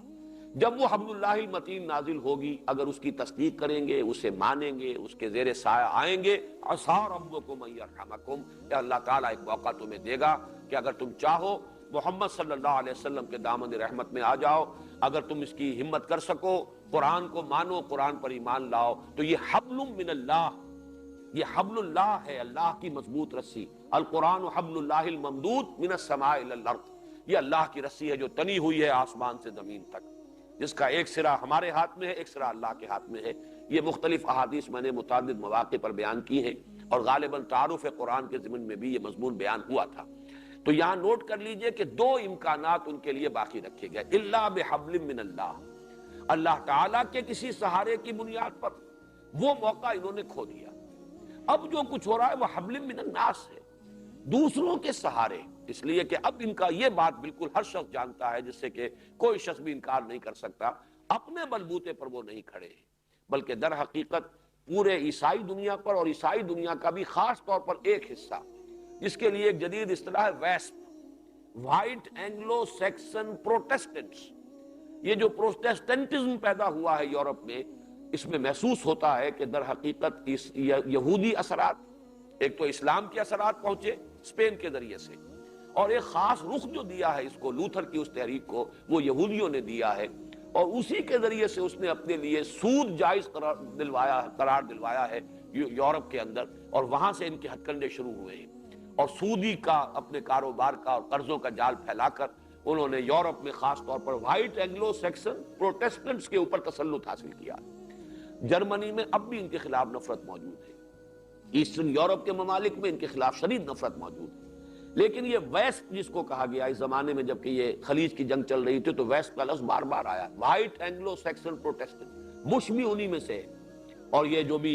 یعنی برطانیہ کی قوم ہے اور فرانسیسی بھی، یہ در حقیقت وہی قومیں ہیں نارڈک ریسز، یہ ان میں سے اینگلو سیکسن جو ہے، باقی جرمنز جو ہیں یہ ایرینز ہیں، یہ مختلف نسل ہے، اسی طریقے سے رومنز جو ہیں وہ ایرینز ہیں، ایسٹ یورپ کی اقوام بھی مختلف اقوام ہیں، لیکن یہ جو اینگلو سیکسن جو بھی لاٹ ہے، یہ جو حصہ ہے نوع انسانی کا، اور اس میں سے خاص طور پر پروٹیسٹنٹ، ان کے اوپر ان کا تسلط ہے، اور اس تسلط کی وجہ سے ان کے سہارے پر یہ اس وقت جی رہے ہیں۔ اس اعتبار سے قرآن مجید کے یہ الفاظ، اس لیے کہ یہ بات ہمارے سامنے تاریخی اعتبار سے آ چکی ہے واقعاتی انداز میں، ٹھیک ہے کہ سن 67 میں انہیں بہت بڑی فتح حاصل ہوئی، عربوں نے بڑی بزدلی کا مظاہرہ کیا، سازش تھی یا کیا تھا اللہ جانے، غداری ہوئی، کیا ہوا تفصیلات معلوم نہیں، لیکن آپ کو معلوم ہے صحرائے سینا کے اندر وہ میزائلز جو ہیں وہ رکھے رہ گئے، ٹریگر دبانے والے نہیں رہے، بھاگ آئے، وہ جوتیاں چھوڑ کر اور اپنی وردیاں چھوڑ کر مصری بھاگے ہیں وہاں سے۔ ہو سکتا ہے کوئی غداری ہو، جیسے کہ غداری ہوئی تھی ٹیپو سلطان سے، اس کے جو بھی نائبین تھے انہوں نے غداری کی تھی، اور اسی کی وجہ سے انگریز جو ہے انہیں شکست دے سکے تھے، ورنہ ٹیپو کو شکست دینا انگریز کے بس کا روگ نہیں تھا، خاص طور پر اہل تشیع تھے اس کے ہاں کچھ لوگ جن کو کہ انگریزوں نے اپنے ساتھ ملایا تھا، اور غداری ہوئی تھی وہاں۔ اسی طریقے سے پلاسی کی جنگ جو ہے وہ بھی ایک غداری کی وجہ سے جیتی گئی، تو ہو سکتا ہے کہ وہاں بھی غداری ہوئی ہو، اس کی تفاصیل ہمیں معلوم نہیں، لیکن پھر یہ کہ 1973 کی رمضان وار جس کو کہتے ہیں، اس میں مصریوں نے اپنے ماتھے سے وہ کلنک کا ٹیکا دھو دیا، بار لیو لائن جسے اسرائیل نے کہا تھا کہ اس کو کراس نہیں کیا جا سکتا، ناممکن، اور یوم کپور جو ہے وہ ان کی عید تھی، عید کفارہ اس کو کہنا چاہیے، کپور کا لفظ جو ہے جو آپ پڑھتے ہوں گے اخبارات میں، یہ در حقیقت کفارہ ہے، یہ لفظ عبرانی کے اور جو عربی کے قریب قریب ہے۔ چنانچہ ایک مرتبہ میں گھوم رہا تھا شکاگو میں، تو ایک سینیگوگ کے پاس سے میرا گزر ہوا، سینیگوگ تقویٰ، تو میں نے وہاں کے ساتھیوں سے پوچھا جو رہتے ہیں اسی بستی میں کہ یہ کبھی آپ نے غور کیا لفظ کیا ہے؟ کہا نہیں، میں نے کہا یہ تقویٰ ہے، سینیگوگ تقویٰ، یہ مسجد تقویٰ ہے، یہ الفاظ جو بہت مشترک ہیں، یہود کے اور تورات کی اصطلاحات اور قرآن مجید کی اصطلاحات، ہماری دین کی عربی زبان کی بنیادی اصطلاحات میں بہت قریب۔ یوم، اب یوم عربی کا لفظ ہے، یوم کپور، یوم کفارہ، کفارے کا دن ہے، وہ گناہوں کے کفارے کے لیے ان کی ایک عید ہے، تو یہ عید کفارہ ہے۔ بہرحال اس دن جو حملہ کیا ہے، اور جیسا کہ آپ کے علم میں ہے کہ گولڈا مائر جو ہے وہ خودکشی کرنے تک کا فیصلہ کر چکی تھی، امریکہ سے پھر جو عام سپلائی ہوئی ہے، اور ایک فضائی پل گویا کہ اس وقت بھی جیسے کہ یہ اب خلیج کی جنگ کے دوران ہوا ہے کہ مسلسل معلوم ہوتا تھا کہ ایک کے بعد دوسرا دیو ہیکل طیارہ چلا آ رہا ہے، جیسے کہ کوئی پل بند گیا ہو، اور اس تسلسل کے ساتھ اسی طرح اس وقت ہوا تھا۔ تو اصل میں اگر ان کا کوئی سہارا ہے، اور یہ وہ آخری ہے، چراغ جو ہے بجھنے سے پہلے بھڑکتا ہے، یہ اس کی آخری بھڑک ہے، لیکن بہرحال اس کے بعد آخری تباہی بھی ان کی آئے گی، لیکن یہ دوسری بات ہے کہ ان کی آخری تباہی سے قبل مسلمانوں پر ان کے ہاتھوں اللہ تعالیٰ کا عذاب جو ہے اس کے کوڑے برسنے والے ہیں، جو ہماری آنکھوں کے سامنے اب نظر آ رہا ہے۔ اللہ تعالیٰ اس سے ہمیں اپنی پناہ میں رکھے۔ بارک اللہ لی ولکم فی القرآن العظیم ونفعنی وإیاکم بالآیات والذکر الحکیم۔